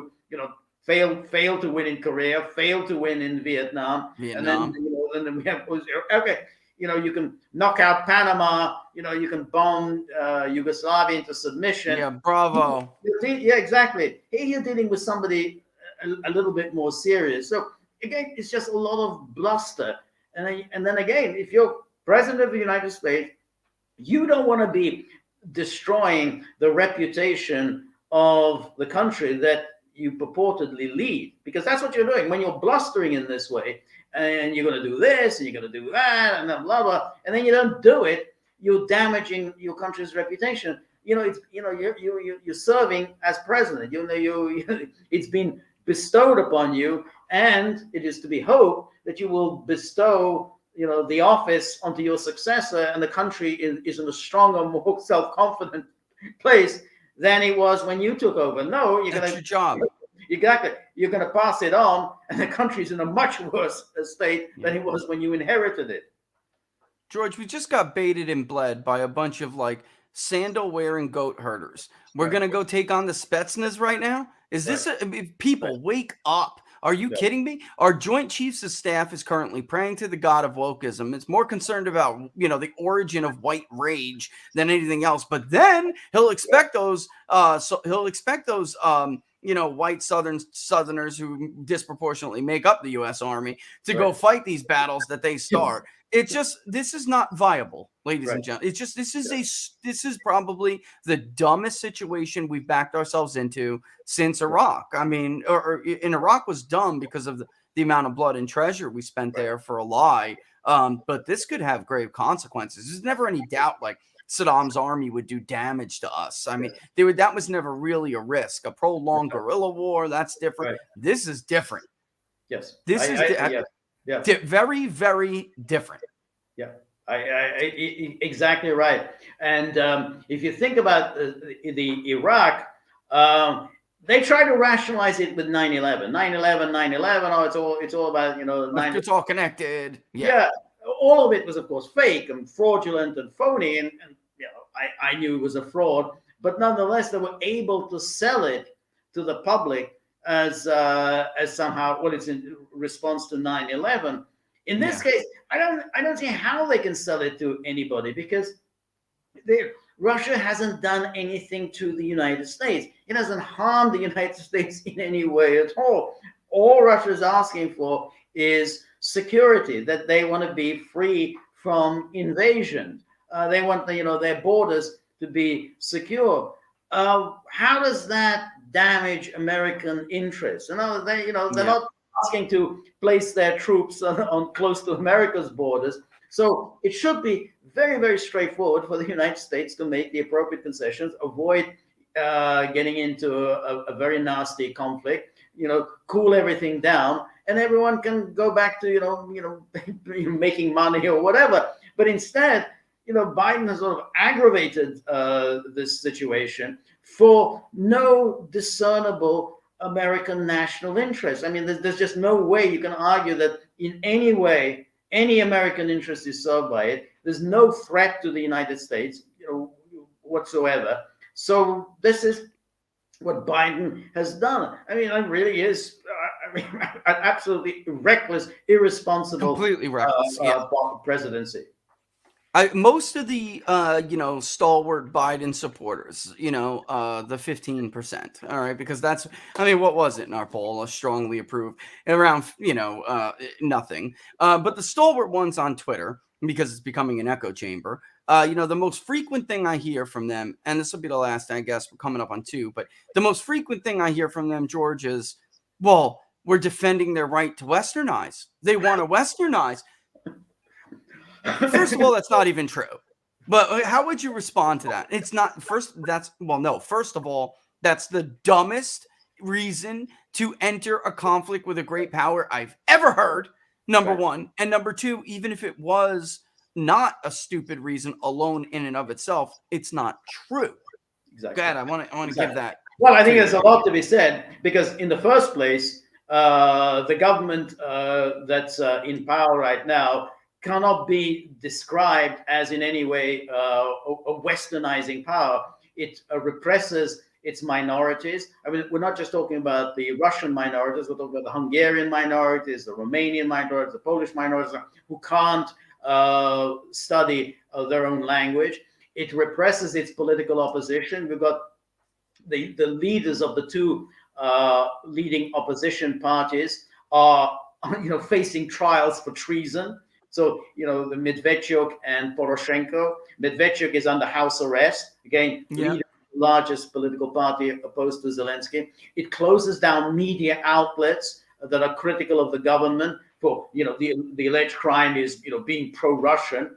So that's the Western. In the second place, Ukraine is a very divided country. You can't just say westernize it, because, the people in the East, they don't want westernizing. They identify with the Russian civilization. I mean, Ukraine was an artificial creation. They put together these bits and pieces, part of Poland, part of Romania, part of Hungary, and then a big part of Russia. Well, they put this together and created an entity that you can only keep together as long as you pursue a kind of a neutral, non-aligned path. You don't agonize it. When they started moving in this westernizing direction, they immediately alienated the people in the East, and which is why they're basically on the brink of losing the Donbass. And then thirdly, you have to think about this. Why is that any of America's business anyway? You want to westernize, go westernize. But, America can't go, getting itself involved in another country when, this path may lead United States and other countries into a serious military conflict. I mean, it doesn't really make any sense. Every country has to accept, geography and history, and has to make its decisions according to where it's located, who its neighbors are, who constitutes its population, and can't just simply say, well, I want to westernize, and I don't care that a large part of my population is against it. I don't care that it's antagonizing my neighbors. I'm going to just do whatever I want to do. Well, that's ridiculous. That's not how the international system works. And so people who make that argument, well, okay, so you grab a rifle, grab a backpack, and go fight in Ukraine for its right to westernize. Knock yourself out. Yeah. Knock yourself out. Right. And could you do? And how many of these conflicts will there be? So, if that is the justification, how many countries is too many? How many countries is too many? How many times are we supposed to risk a great power conflict for the right of some smaller country with multiple different imagined communities? Right. Like Ukraine is a nation state that would fail Benedict Anderson's imagined community test. Right. There is nothing really holding them together as one people. Right. And if you did try to make those alliances, well, we're with the West. Well, we're still identifying with Pan-Slavism. You're just going to break it apart. The whole damn thing's just going to dissolve. Right. So like you said, it would really have to remain neutral. Right. It would have to be. Otherwise, you're going to put the domestic populations at odds with themselves. Right. They don't agree. They don't agree. And this is crazy, man. They don't agree any more than different ethnic populations in this country do. So we still have an imagined community. So think about how difficult it is for one that does not. So, that's a hell. I got to tell you, George, hell of a conversation today. It was great. I loved it. It was so stimulating and so enjoyable. It was great to talk to you. We covered a lot of ground, but it was a fascinating talk. We did. This was on another level, and it really tied a lot together. It really did. So, tell people, first, of course, thanks for joining us as always. But tell people where they can find more. Yeah, exactly. And you're going to be our guest, I think, 2 weeks today. So 2 weeks from today. 2 weeks from today. I'm really looking forward to it.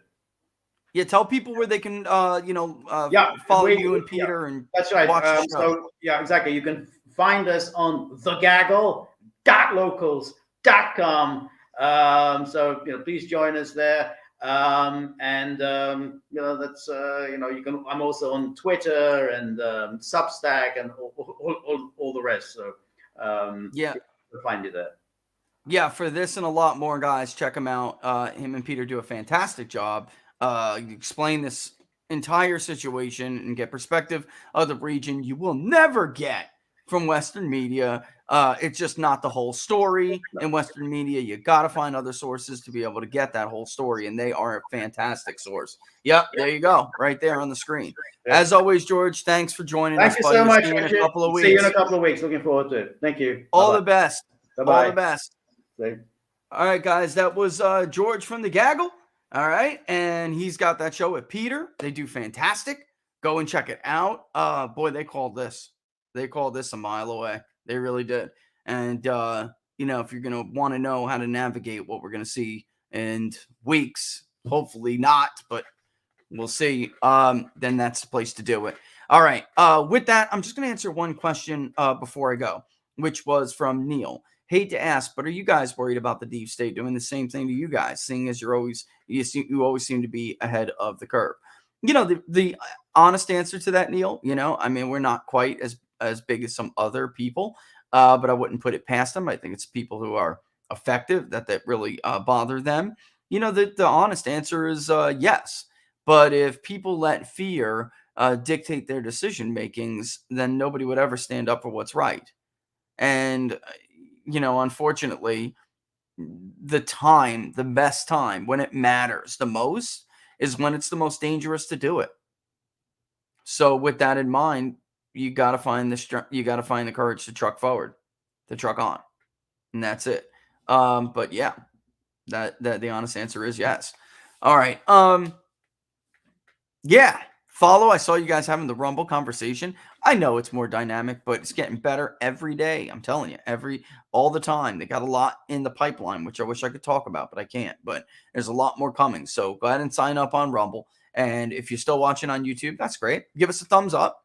Subscribe. Don't forget to subscribe. Hit that notification bell. That'll let you know when we're going to go live. But on Rumble, right there, join the peoplespundit.com locals community. You can see the locals logo right up above on the browser on the menu. Makes it very easy to get to.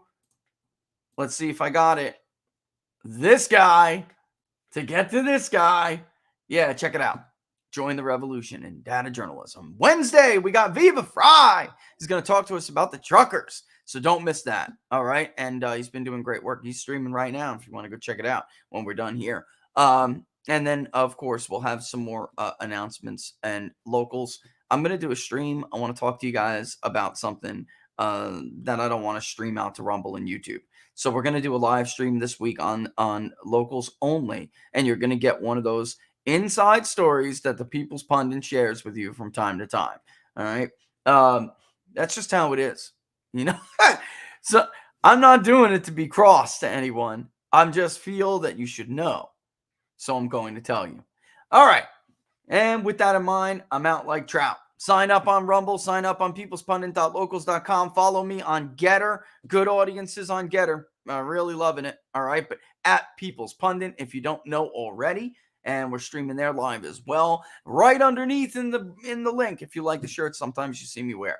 We got shirts, V-necks, sweaters, hoodies, and Laura can put it up. But the link's in the description. Check out People's Pundit merch.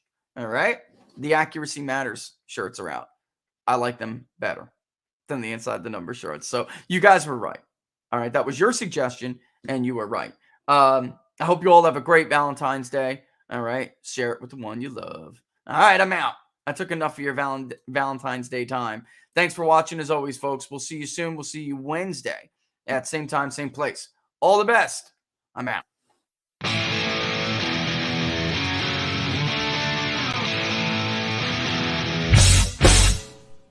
How much you wanna bet that I can get you back inside your head before the summer ends and spread a little love.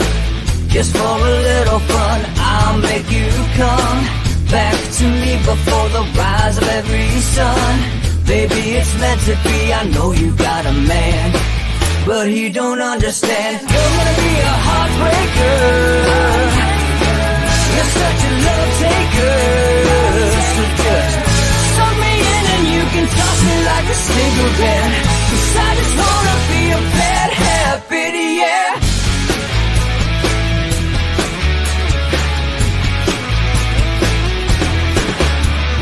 Rhythm in our love, it's impressive, excessive. You can't make this stuff up. My chest beats, it's restless, wakes the neighbors up above. Yeah, baby, come and show me love. Baby, come and show me love. Because you're gonna be a heartbreaker. You're such a love taker. So just suck me in and you can toss me like a cigarette. 'Cause I just wanna be a bad habit, yeah.